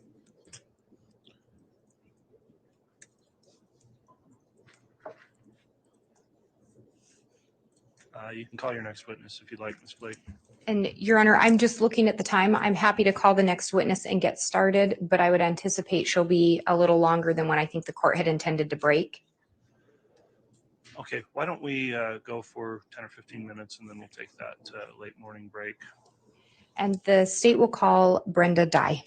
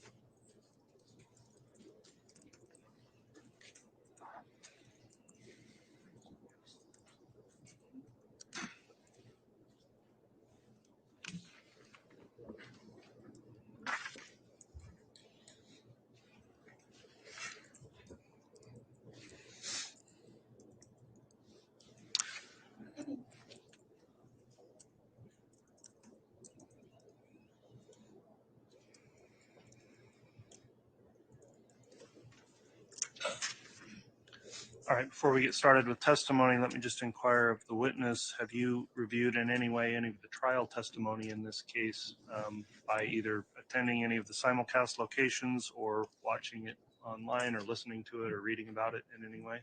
No. Okay, thank you for that response. As your question, please talk directly into that microphone, make verbal responses to any answers, and try to avoid talking at the same time as the attorney so we keep the record clear. And with that in mind, Ms. Blake, you can inquire on your direct examination. Thank you. Would you please state your name and spell your last name for the record? Brenda Dye, last name Dye. Where are you currently employed? I'm currently employed in Fremont County as the county coroner and Fremont County EMS. And talking about your employment as an EMS, how long have you been employed as an EMT or an EMS? I've been an EMT for 5 years and advanced EMT for 20 years. As part of your EMT training, are you trained in life-saving techniques? Yes, I am. Are you also trained in responding to emergency medical situations? Yes. And you indicated that you're also employed as the as the coroner for Fremont County. Yes. Is that an elected position? Yes. Do you recall when you took office? I was elected in 2018. I took office January 2019. When you took office as a coroner, did you end up going to any training? Yes. What was that? I did a week-long coroner school in Las Vegas, Nevada. I also did a spring training in Boise here in Ada County. Had you been employed anywhere previously as a coroner? No. What are some of your duties as a coroner? As a coroner, I respond to all unattended deaths. I make sure the bodies get to the correct facility, the funeral home. I conduct investigations. And I'm the one that certifies the cause of death and signs off on the death certificate. And when you say unattended death, what do you mean by that? Somebody who is not directly under a doctor's care. And as a coroner, do you respond out to all unattended deaths in Fremont County? Yes, I do. And if I'm not available, I do have a couple of deputy coroners that help me out. Do you recall responding to a report of an unattended death on the morning of October 19th, 2019? Yes. Do you recall approximately when you responded? It was just before 6 a.m., I believe, or thereafter, shortly thereafter. And when you say around 6 a.m., is that when the call was reported or the death was reported? It was reported approximately 5:45 in the morning.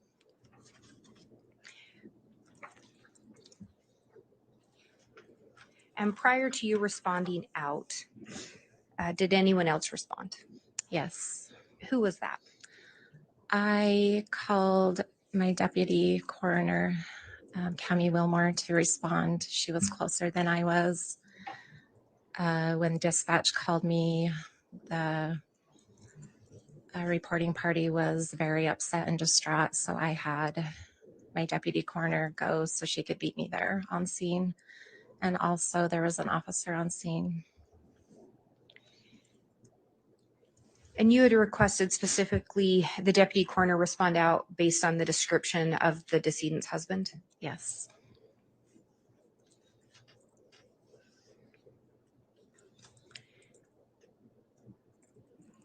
And is it possible that your arrival was closer to 7 a.m.? I'll object, Your Honor, leading. It is leading. Sustained. To be clear, when you arrived on scene, your deputy coroner was already there? Yes. And if she had been there at 6:30, you would have arrived after that? I'll object, Your Honor, leading. Overruled. Yes. When you arrived on scene, did you make any initial observations regarding Chad Daybell? Yes. And what were those observations? He was clearly distraught, upset, crying that his wife was deceased. As part of your job as a coroner, are you also looking at the scene? Yes. Are you gathering information from individuals on scene? Yes. When you first entered into the residence, were there any observations of the scene that caused you concern? No. At some point, were you led to where Tammy's body was? Yes. Do you recall who told you where her body was located? I believe it was my deputy coroner, Wilmore. And prior to going back to look at Tammy's body, did you have any discussions with anyone? Yes. And who was that? I had a discussion with Deputy Coroner Wilmore and Officer Greenhalgh in the kitchen of the house. And do you know when you arrived if Tammy's body had been moved? Yes. Do you know who had moved her body? Yes, Chad and Garth. How did you learn that they had moved her body? They stated that they had picked her up off the floor and put her back in bed. And when you say they, did both Chad and Garth tell you that? Yes. Did Chad provide any additional information regarding how Tammy ended up on the floor? Yes. What did he tell you? He said he felt her move off the bed, fall off the bed. And when he woke up, he touched her and she was cold to the touch. He then yelled for his son, Garth, whose room was across the hall.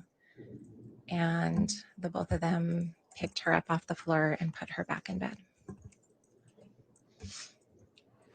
Do you recall if he indicated approximately when that would have been?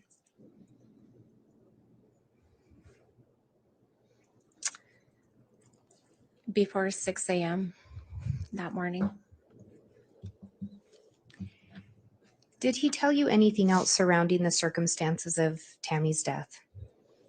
Yes, he stated the night before she had a coughing fit and threw up, and him and Garth saw her throw up in the toilet. She flushed it. He, as in Chad, helped her back to bed, and she stated that she was okay, and he then went back to sleep.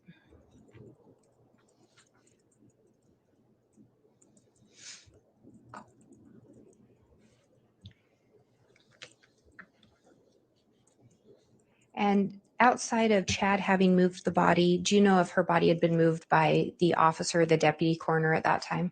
No. And had it been moved? No. I asked it. I think I asked a compound question, so I was just trying to be clear. Your Honor, I would ask to be able to publish some of State's Exhibit of 295, the first one being 295A. You can publish it.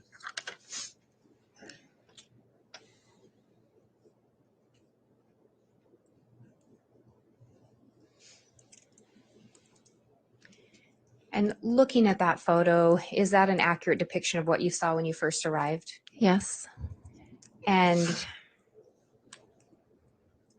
after gathering the information from Chad, did you make observations of Tammy's body yourself? Yes. And what were some of the observations that you ended up making?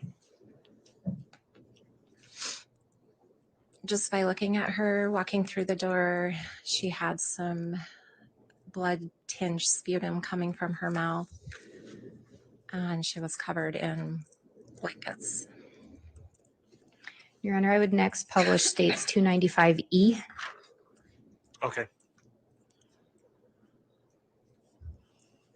When you talk about the blood-tinged sputum, is that what we're seeing in this photo here? Yes. Do you recall at the time you responded out to this, to the death of Tammy Daybell, how many deaths you'd responded out to as a deputy coroner? Approximately 20. To the best of your knowledge, were any of those deaths determined to be death by asphyxiation? No. Had you responded out to scenes as an EMT in which you had seen something similar to this sputum? Yes. So you had seen this before? Yes. Had you seen it very many times previous to this? No.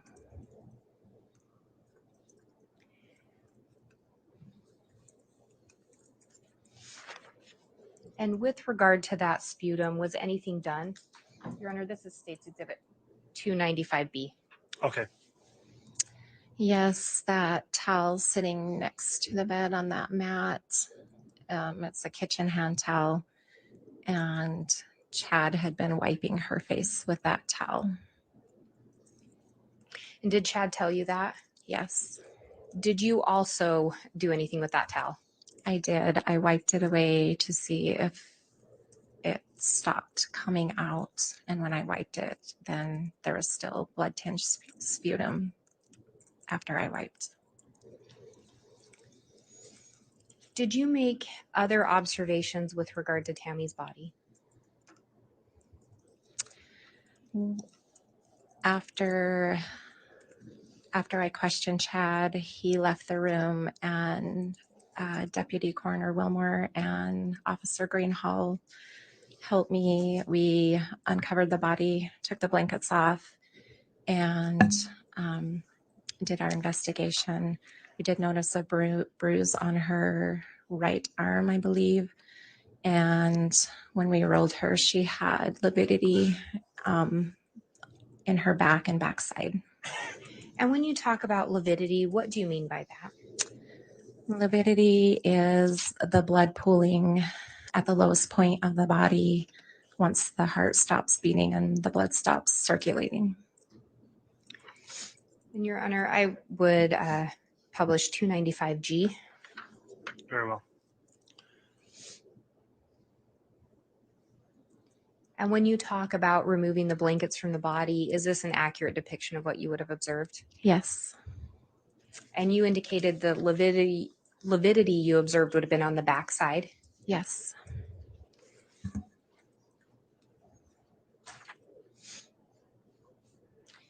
And I would publish 295F. You may.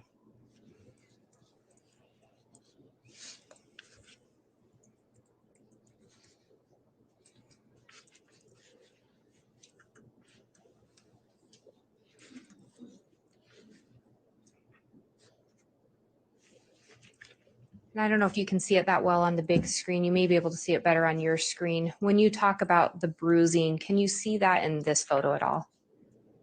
A little bit on the right arm. And were you able to make a determination regarding when you believed those bruises would have been inflicted? Not an exact determination. We thought Yeah, they I'll were. object, Your Honor, to foundation. I'll sustain that. I think there needs to be additional foundation for that testimony.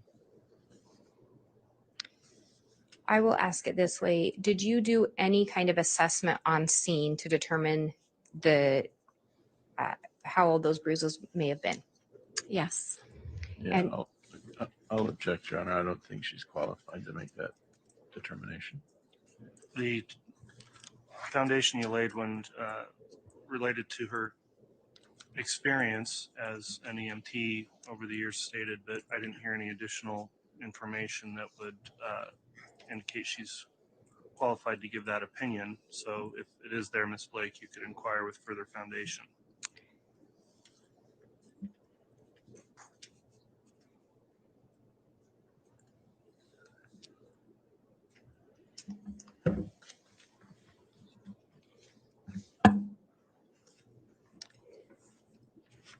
As part of your investigation while you were on scene, did you ask Chad for more information regarding Tammy's health? Yes. And did he in fact provide that? Yes. What did he tell you?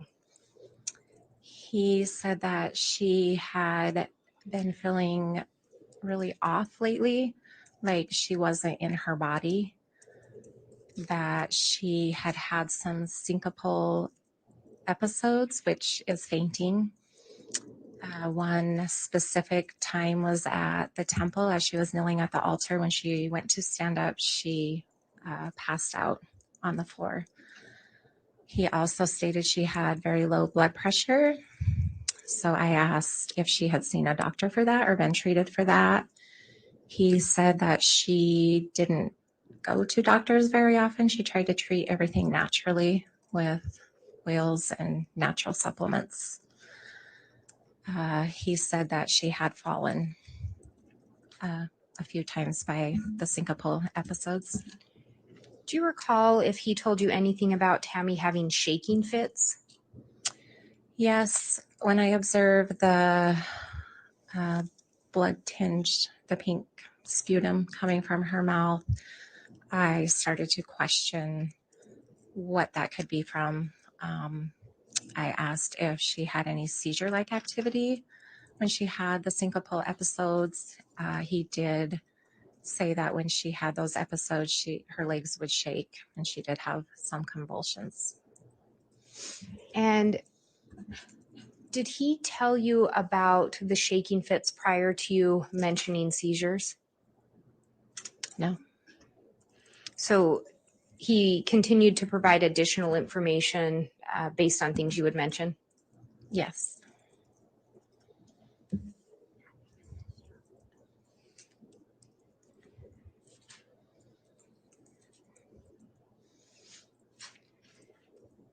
Do you recall if he mentioned anything regarding Tammy going through menopause? Yes, he stated that she liked to sleep on the edge of the bed with her legs outside of the covers because she was having hot flashes.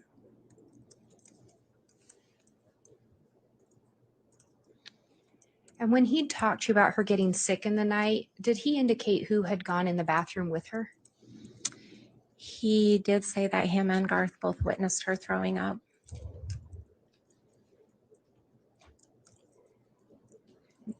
And talking about the lividity, do you recall if you observed it anywhere else on her body besides her back?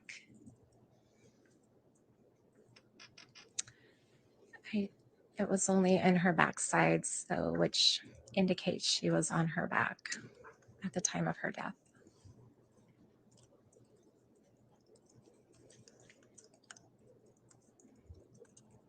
Did Chad tell you anything regarding how Tammy had been feeling in the month before her death?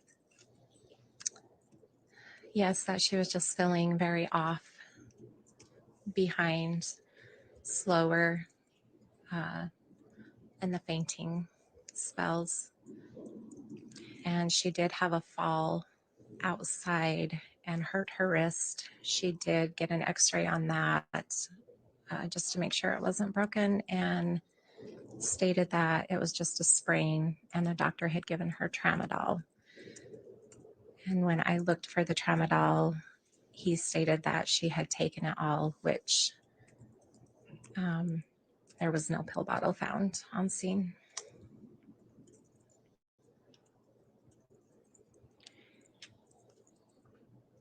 Do you recall him also making a statement that she feels like she's outside her body? Yes. And did he tell you that she'd indicated that to him being Chad? Yes.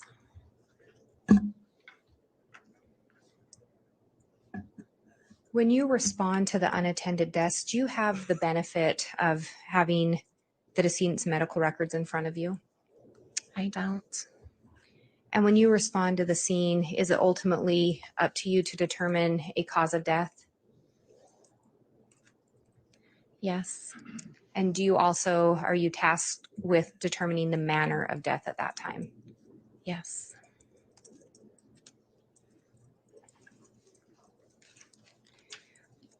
Were you relying, actually, I will back up. Judge, if I can publish 295G again. You may.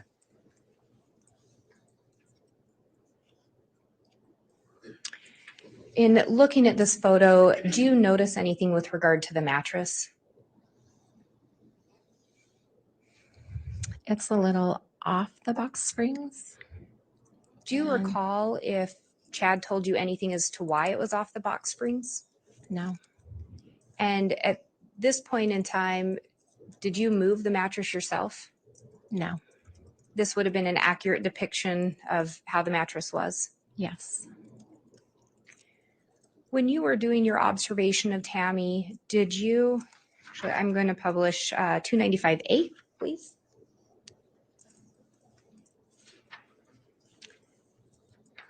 During your observations and exam of Tammy, did you notice any head injuries? No. Did you notice any cuts or bruising consistent with her hitting her head on a nightstand? No.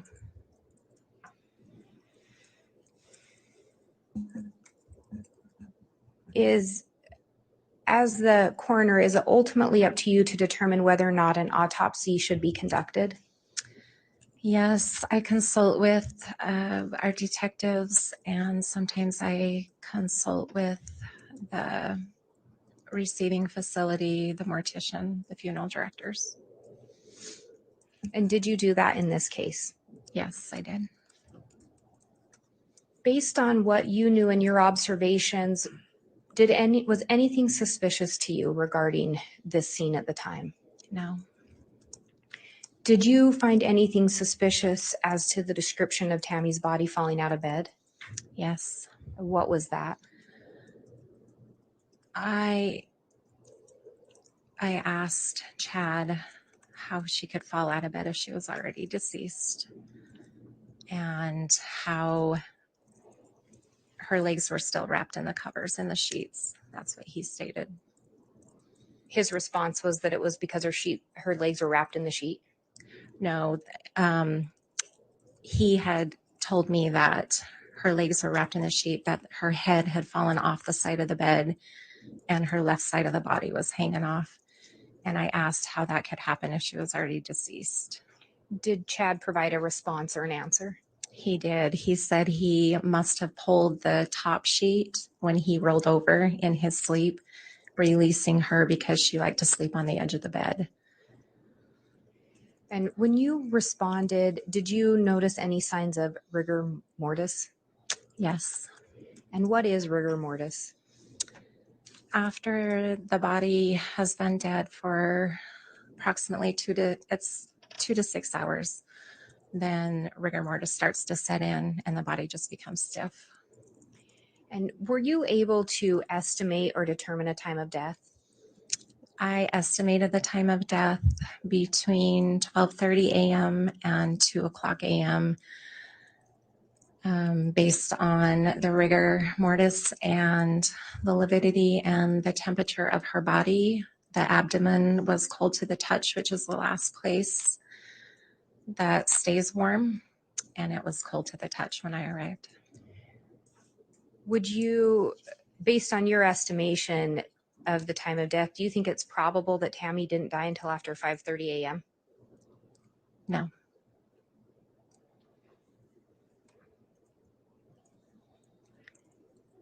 At the time that you're making a determination whether or not to have an autopsy conducted, are you considering the information available to you? Yes. And your observations on scene?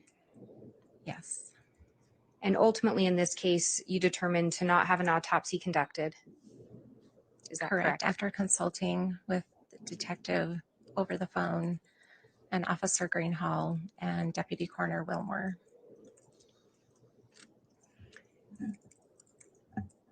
Did Chad request an autopsy? No. Did he make any indication to you regarding the autopsy? No. Do you issue a death certificate? Or, excuse me, do you issue death certificates? I sign off on them. So you sign off on them to be submitted to the state? Yes, on the cause of death, yes. Did you in fact do that on a death certificate for Tamara Daybell? Yes. Do you recall what you indicated the cause of death to be? Cause was pulmonary edema due to syncopal episodes with seizure-like activity, and the manner natural. And again, that was based let me back up. Was that based in large part on information Chad Daybell provided you? Yes, and also a daughter gave me some medical history background on her. And do you know if an autopsy was ultimately performed on Tamara Daybell? Yes, it was. Do you know if there was an exhumation? Yes. Did you in fact attend the exhumation? Yes. Did you also attend the autopsy? Yes. Do you know who conducted the autopsy? A medical examiner from the Utah morgue. And you didn't, and you did attend that? Yes. And Your Honor, I'm just looking at the time. I'm not sure when the court wanted to break. I think it would be a good point if you're still working through direct. I still have some additional questions, so. Okay, let's go ahead and do that. We'll take a second break here. That'll be the last break of the day. We do have something for the jurors, so this will probably be 40 minutes or so. All right, please.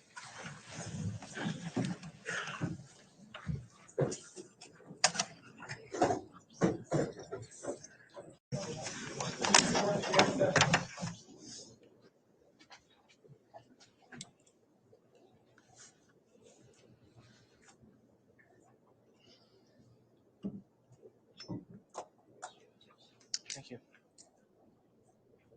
Thank you. Please be seated.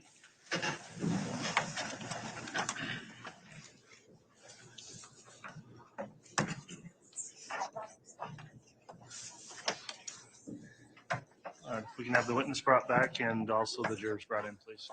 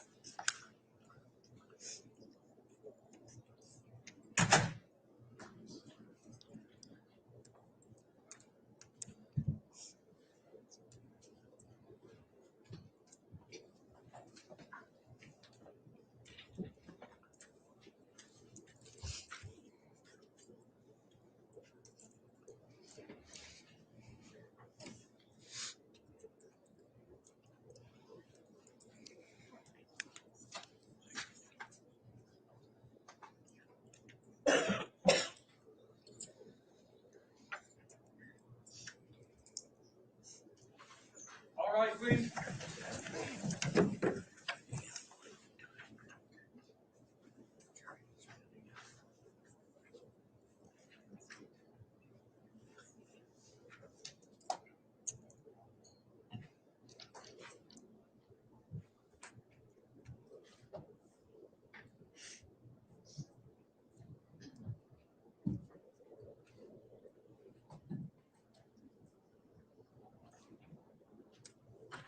Jury's out present, counted for, Your Honor. Thank you, Mr. Bailiff. Please be seated.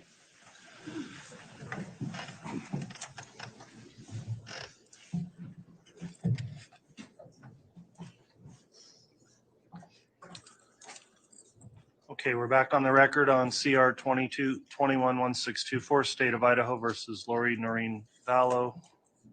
Ms. Blake is continuing direct examination of the witness Brenda Dye. I'll remind the witness you're still under oath for your testimony. Ms. Blake, if you'd like to continue to inquire at this time, you may. Thank you, Your Honor. Ms. Dye, I was going to back up just a little bit. When you responded out, you said, and I just want to clarify with you, did you mention syncopal episodes or did Chad? Chad mentioned it in the temple instance. And again, what are syncopal episodes? Fainting. And did Chad use the term fainting to describe it? Yes. And then the medical terminology that you know would be syncopal? Yes. But he did not talk about the shaking fits until you mentioned seizure-like activity? Yes, correct. And Your Honor, I'm going to ask to publish 295J. It's previously admitted. Very well, you may publish it.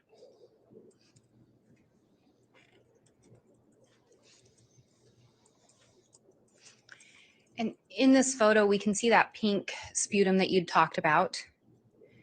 And again, just kind of backing up, you said that it had seemed odd to you that someone deceased would have fallen out of the bed, and you discussed that with Chad, correct? Yes. Based on his description to you, again, which part of the body did he describe as having fallen out of bed? Her head and upper left side of her body. And when you look at this photo and you can see some stuff draining down her face, would that be consistent with someone being on their back? Yes. If she had actually fallen out of bed, would you have expected to see that dripping somewhere else or the flow going a different direction? Yes. It is a little bit to the left. Just depending on how her head was tilted is what direction it would flow. So Yes. Depending on how she'd fallen out of bed, that would control the flow. Yes. But would this flow be consistent with someone laying on their back as well? It looks to be more to the left than running down mid chin.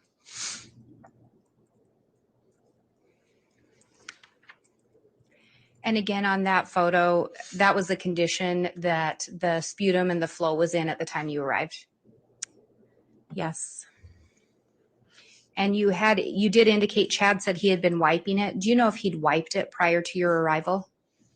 Yes, because when I grabbed the towel, it had residue on it, the blood. So you're unaware if this was the condition that Chad first found her in, as far as where the blood in the sputum was? Yes, unaware of that. And we talked about that you attended an autopsy that was performed at the office of the Utah Medical Examiner, or performed by them. Yes. Were you able to be present for the duration of the autopsy? Yes.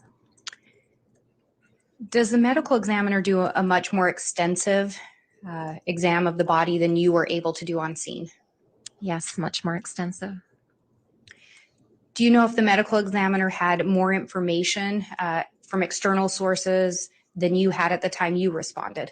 Yes. And I'll object, Your Honor, that the only way she can answer that is through hearsay. If you give me just a second.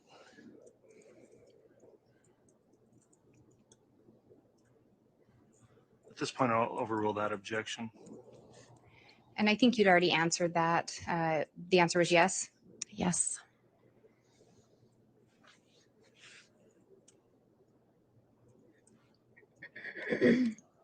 Do you know what the findings of the medical examiner were? Yes. What did they find the manner of death to be? Asphyxiation, suffocation. And was that the cause or the manner? That was the cause. Do you know what they determined the manner to be? Manner was homicide. So they determined the manner to be homicide? Yes. And the cause to be asphyxiation? Yes. Do you have any reason to refute the findings of that autopsy? No.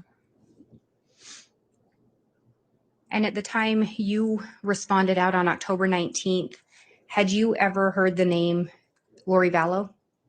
No. Had you heard the name Tylee Ryan? No. Had you heard the name JJ Vallow? No. Had you heard the name Alex Cox? No. Had you heard any connection that those individuals may have to Chad Daybell? No. I'll object, Your Honor. This witness does not know that. My question was if she was aware of any connection they had to Chad Daybell. Yeah, that's overruled.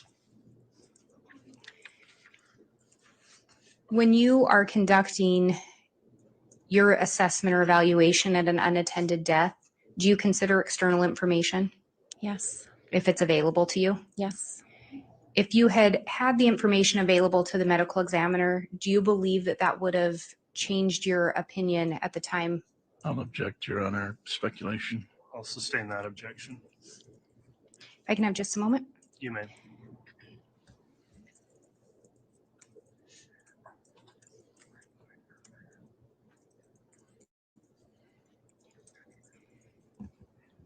Ms. Dye, based on the information that you learned from the medical examiner and attending the autopsy, do you intend to modify the death certificate in this case? Yes. And what would you be changing the death certificate for Tamara Daybell to reflect? Cause of death, asphyxiation, the manner of death, homicide. I have no further questions, Your Honor. All right, thank you, Ms. Blake. Cross-examination?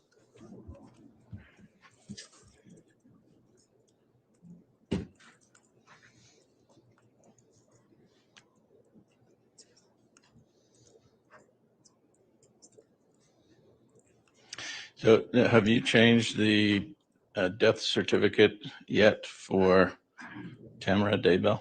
No, Is there a reason why? pending investigation or So trial. it's still being investigated? Pending trial. So what's going to change here at trial for the death certificate? Are you waiting to see if it's true? No, it will be changed. Okay. So there's no reason to change the death certificate after the trial. You're just waiting to see what happens.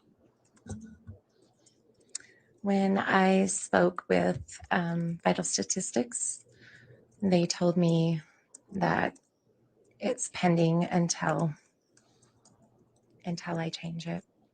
Okay. So, and so a lot of things have changed for you, in your opinion, since October 19th of 2019. Is that fair to say? Yes. And did the time of death change?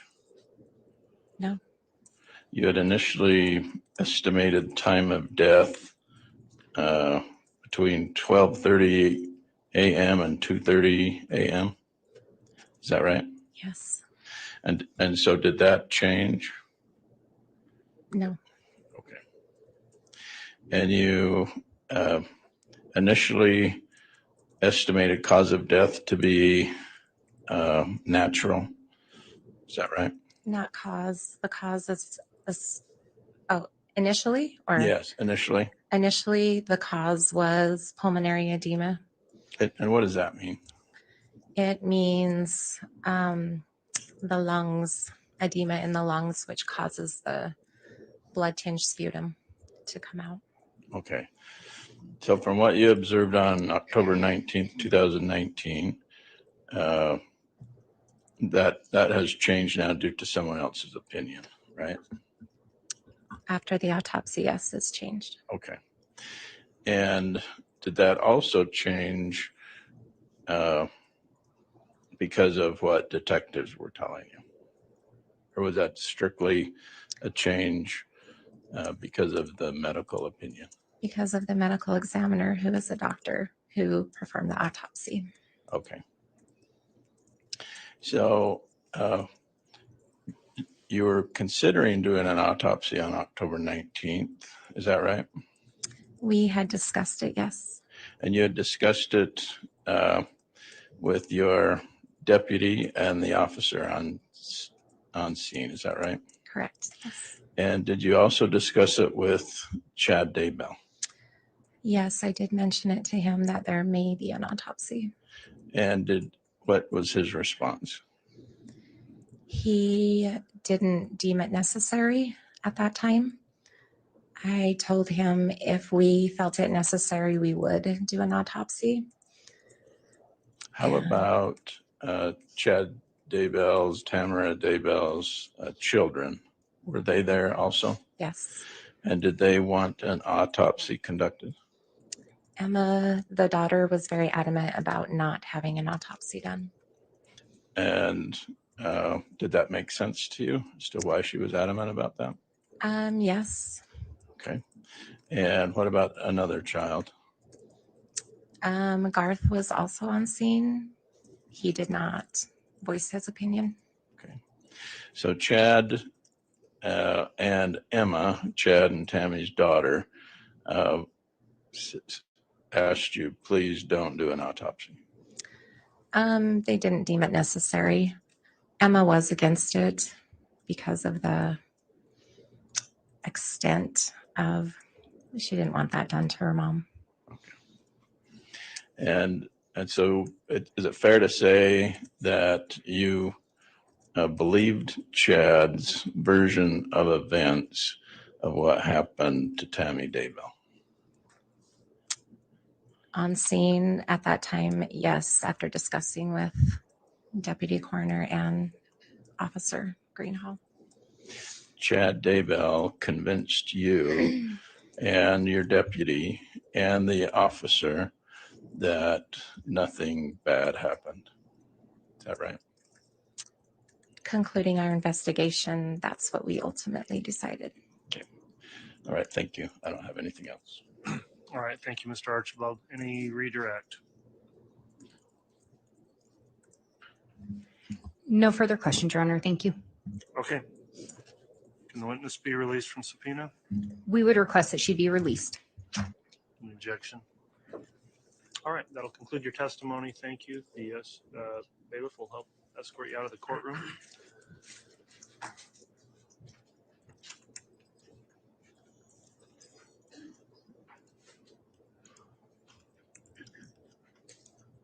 State can call its next witness.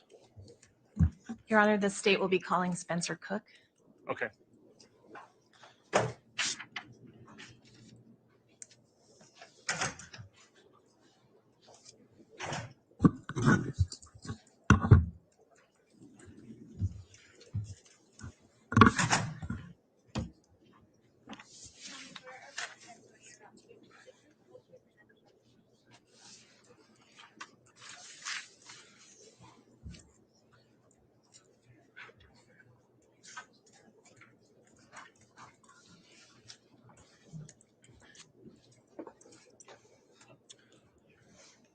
All right, now that the witness has been sworn, let me just inquire, have you viewed or listened to or read any of the trial testimony in this case since the trial started? No, I have not. All right, thank you for that. I'll remind you to please make verbal responses to any questions that you're asked so we can keep a clear record and try to avoid speaking at the same time as anyone questioning you as well. With that in mind, Ms. Rawlings, if you'd like to inquire on direct, you may. Thank you, Your Honor. Good afternoon. Would you please state your name and spell your name for the record? Yes, my name is Spencer Cook, SpencerCook. And where are you currently employed? I am employed for the Sugar Salem School District. What are some of your job duties with the Sugar Salem School District? I am the technology director for the school district, so I'm in charge of all the computers, servers, and website, email, student information system. Great. I think you mentioned as part of your duties that you help maintain the school district email. Yes, I do. And what is the email system that the school district uses? We use Gmail or Google Suite. Are the emails stored somewhere to the best of your knowledge? Yes, they are stored in two different places. The mailbox that the user has access to, and then an archives email that only my team has access to. Okay. So that's how emails are stored in that system? It is stored in Google Cloud, yes. Okay. Were you working for the school district in April 2021? Yes, I was. Were you contacted by someone with the Fremont County Sheriff's Office regarding the email for Tammy Daybell? Yes, I was. And to your knowledge, was Tammy Daybell an employee of the Sugar Salem School District? She was a employee at the Sugar Salem School District. All right. And do you know what she did? She was the librarian at the elementary school and also the computer lab teacher. Okay. And so what type of email did Tammy have with the school district? All employees are given a school district email, and it has access year-round, and it was an employee account, basically. Okay. What time period did law enforcement request that you look at for Tammy's email? It was June 29th. And do you recall how many emails Tammy received for the week of June 29th, 2019? Yeah, she received 36 emails. Do you know if of those 36 emails, did Tammy save any emails? There were several that were deleted off of her account. I think there were 6 emails that were saved. Okay. And you mentioned that the employees of the school district have access to their email all year round? Correct. And are they expected to check in over the summer? Yeah, we expect or try to have emails checked on a weekly basis during the summertime. Okay. How active would you say Tammy was with the school email over the summer? I would say she's active. And how computer literate was Tammy to your knowledge? Very literate in what she did. She was very self-sufficient. As the computer teacher, I provided resources and help to her for different classes that she was teaching. But most of the things that she did on her own. And so after I gave her her initial direction, she took it on her own and was able to do things with very minimal help. Were you able to find any emails from a Charles Vallow to a Tammy's work email? Yes, there was one email that was received. How did you search for that email? Well, in the archive system, I found the email there when we searched for under her account. It was not in her inbox. It was in her deleted items. Okay. How would a Gmail user block an email address? If you open up the email, there's 3 dots in the top right, and you would click on block email. Okay. Do you know whether that happened with the Charles Vallow email address? Yes, it was. How did you find out that Tammy's work email had blocked Charles Vallow's email address? Inside of the account, you can go to the blocked email address list, and that was the only email that was listed as blocked. Okay. And do you recall the date that that email was sent? I believe it was June 29th. In the year? 2019. Thank you. And how many emails did Charles send to Tammy's work email? Just the one email. Okay. And I think you mentioned, were there any other email addresses that had been blocked from Tammy's email? There were no other emails that were blocked. And if there was an email, it would have been rejected. Okay. I don't believe I have any other questions, Your Honor. All right. Thank you, Ms. Rawlings. Any cross-examination? I don't have any questions. Okay. That'll conclude your testimony then, Mr. Cook. Thank you. You can be excused. Is he under subpoena and can he be released if so? Yes, we would ask that he be released. Any objection? No objection. Okay. You can be released from your subpoena. Thank you for your testimony.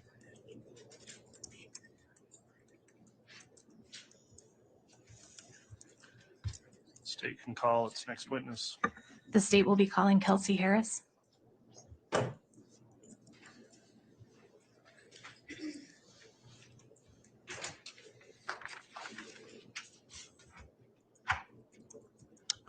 And Your Honor, Spencer Ramel for the state with this witness. Okay. Thank you.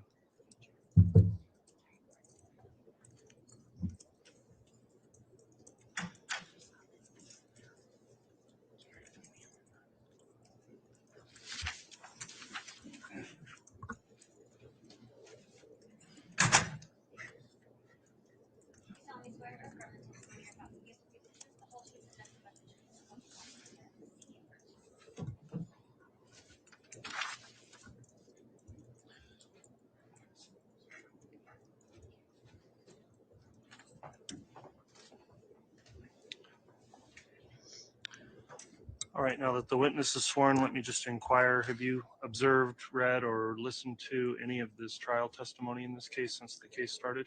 No, I have not. All right, thank you for that. While you're being questioned, please speak into the microphone, use verbal responses to any questions, and try to avoid speaking at the same time as anyone questioning you so we keep a clear record. With that in mind, Mr. Ramel, if you'd like to inquire, you may. Thank you, Your Honor. Good afternoon, Ms. Harris. Can I have you state your full name, spell your last name for the record, please? Kelsey Marie Harris, Harris. Ms. Harris, did you know Tammy Daybell? Yes. And how did you know her? She was a student in my clogging class in Sugar City. She also worked at the school. I work in the kitchen, and she was the librarian.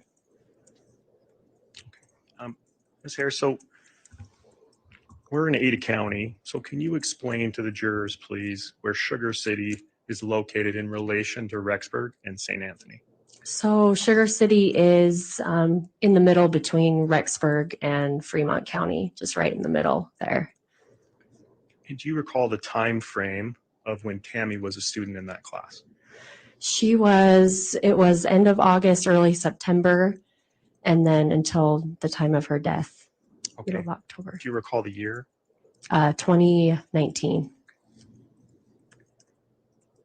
And how long was the duration of a single class? It was a 60-minute class. Okay, and I think you've testified to this, but what kind of class was it? A clogging dance class. Okay. So forgive my ignorance if it's okay. So Miss Harris, I think I have an idea. So clogging, I guess I'll ask it this way. River dance, closer to river dance or closer to singing in the rain? It is closer to river dance. Okay, I think that clarifies in my mind. Thank you. So fair to describe it as fast-paced cardio? Yes. Okay. And as the instructor of that class, are you in front of the class watching and giving instruction? Yes, I am. And in your observations, did Tammy ever fall behind from the rest of the group? No. Did she ever sit out or quit early due to exhaustion? No. Her pace and participation was consistent with the rest of the group? Yes, it was. Okay, and Ms. Harris, you're not a medical doctor, correct? Correct. But from your observations of her participation, did it appear to you that Tammy had any physical ailments that impacted her ability to participate in your clogging class? No. Ms. Harris, are you aware when Tammy Daybell died? Yes.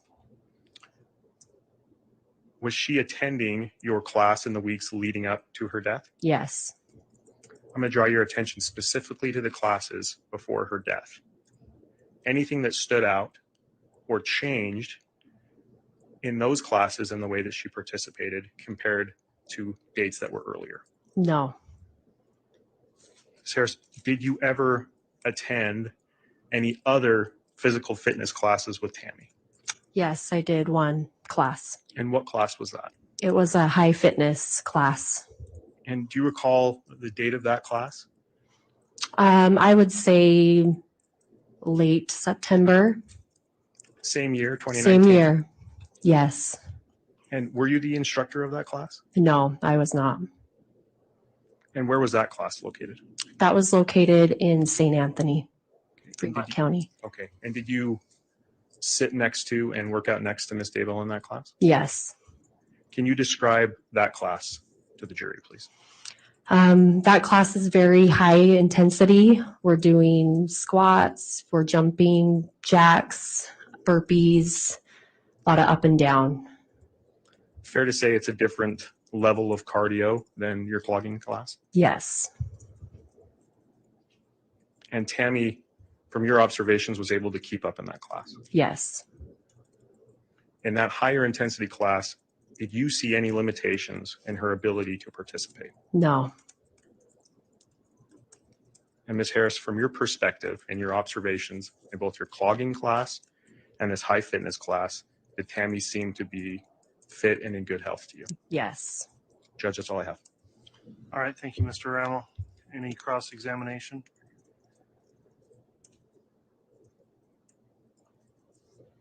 No, Your Honor. All right. Ms. Harris, that'll conclude your testimony for today. Thank you for appearing. The bailiff will help escort you from the courtroom. If she's under subpoena, can she be released? Yes, we would request that she be released.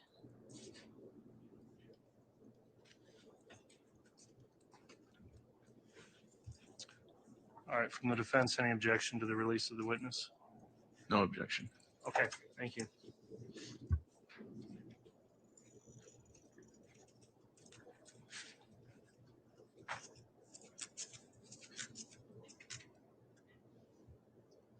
State can call its next witness. The state will be calling Shanna Miller.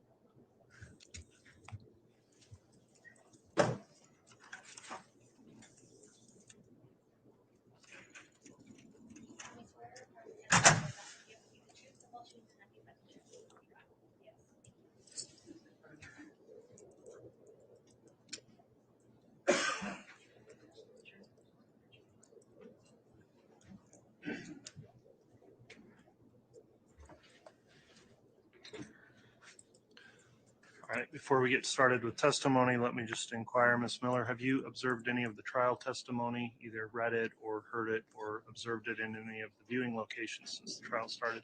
No, Your Honor. Okay, thank you. While you're being questioned, please make verbal responses and try to avoid talking at the same time as anyone questioning you, so we keep a clear record. Also talk directly into that microphone if you would. All righty. And with that, Ms. Rawlings, you can conduct your direct examination. Thank you, Your Honor. Would you please state your name and spell it for the record?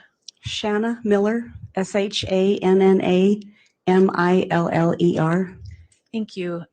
Where were you previously employed? Sugar Salem School District. And did you know Tammy Daybell? Yes. How did you know her? I was on the committee that interviewed Tammy and then hired her. I also worked with her. She was hired as our computer specialist and our librarian. Did you know her outside of work? Yes, I also took a high fitness class with her and her daughter twice a week. And in the weeks prior to Tammy's death, how did she appear to you? Very healthy. She was in great shape. Did you have occasion to notice Tammy's weight or appearance? She looked healthy. She looked, like I said, in shape. She looked happy. So there weren't any noticeable changes to her? No. Did you have an opportunity to observe her participation at that high fitness class? Yes. And can you tell us a little bit more about what that class involves, what kinds of things you do? Sure. It's a Zumba. It was a Zumba class with some high fit activities involved. So there was Latin dancing, planks. We would plank. We would do push-ups, burpees, lots of squats, jumping jacks. It was very highly aerobic. Okay, thank you. How would you describe her participation and overall fitness in that class? Great. At the time, yeah. She and her daughter Emma had been coming for about a year. And at first, like everybody, it's a high fitness class. And so you kind of have to get in shape. But during the course of that time, she was in great shape. And this class extended, you mentioned, for a year. Can you just give us a time frame for that? Yes. So let's see. I believe she did start coming the fall that she first got employed, or not long after that. And then she continued going throughout that year. And then I think that summer also, the summer previous to that fall, she was training with Emma to do a 5K. Okay. And so that would have been what you're saying. It sounds like maybe fall 2018 through fall 2019. Yes, that is correct. And on the day before Tammy died, did you have an opportunity to interact with her? Yes, so she was the computer, right? The computer teacher, and also the librarian. That day, she did lunch count. When you take your kids to lunch, she would mark them off as they came through the lunch line.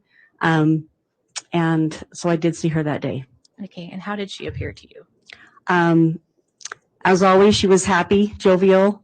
As the kids would come through the lunch line, she would smile at them, pay them compliments. Did you observe her coughing? No. Did she complain about being sick? No. And you're aware that the next day that she passed away, correct? Yes. Was there anything else about the timing of her death that you found odd? Yeah. I mean, Friday I see her at school. Things are great. And the next morning I hear that she's passed. Yeah. Was there anything about the funeral details that struck you? Yes. What was that? I'm going to object to relevance. Overruled. We all wanted to honor Tammy. And I'm objecting to we. This is about her experience, not everyone else. I will sustain that. If you could just rephrase the question, Ms. Rawlings, please. She wanted, the people in that community, sorry, I don't know how else to say it, but they wanted to honor her. Hold on. I've sustained an objection, so we just need to have a new question now. So we're talking about your personal observations and what struck you and what you observed. So what struck you about the funeral details? What did you observe? Okay. There was going to be no funeral. And the people at my school wanted to honor her, and the people in that community wanted to honor her. And so my administrator talked to Chad and said we would like to do something. I'll object, Your Honor, to hearsay. That is sustained as a hearsay objection, so I'm sorry, you can't say what someone else Okay, told you. sorry. So anyway, my principal planned it. He printed off the programs. He basically put it together. Okay. And now, are you aware, this was, I think you're talking about in the Sugar Salem area? Yes. So this was a memorial service for Tammy in that area? Yes. And I'm sorry, who helped plan that and put the programs together? My school administrator. Okay. And then do you know if there was a funeral anywhere else? There was one in Utah, in their hometown. Okay. I don't believe I have any other questions, Your Honor. All right. Thank you, Ms. Rawlings. Any cross-examination? No, Your Honor. Okay. Ms. Miller, that'll conclude your testimony. Thank you for appearing today. May she be released from any subpoena? Yes, Your Honor. May she be released? Yes. Any objection to that? No, Your Honor. Okay. So you're released from your subpoena. The bailiff will help you leave the courtroom.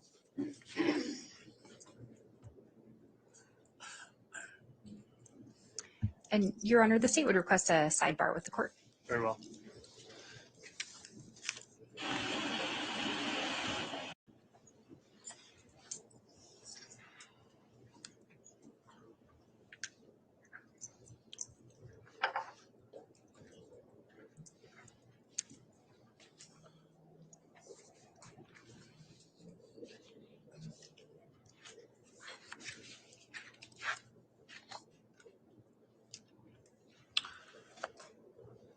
Okay, we're back on the record after that sidebar. We were discussing scheduling. The state went through a lot of witnesses in a short amount of time, and given the time frame we had set out for today, we are going to go ahead and conclude for the day at this time.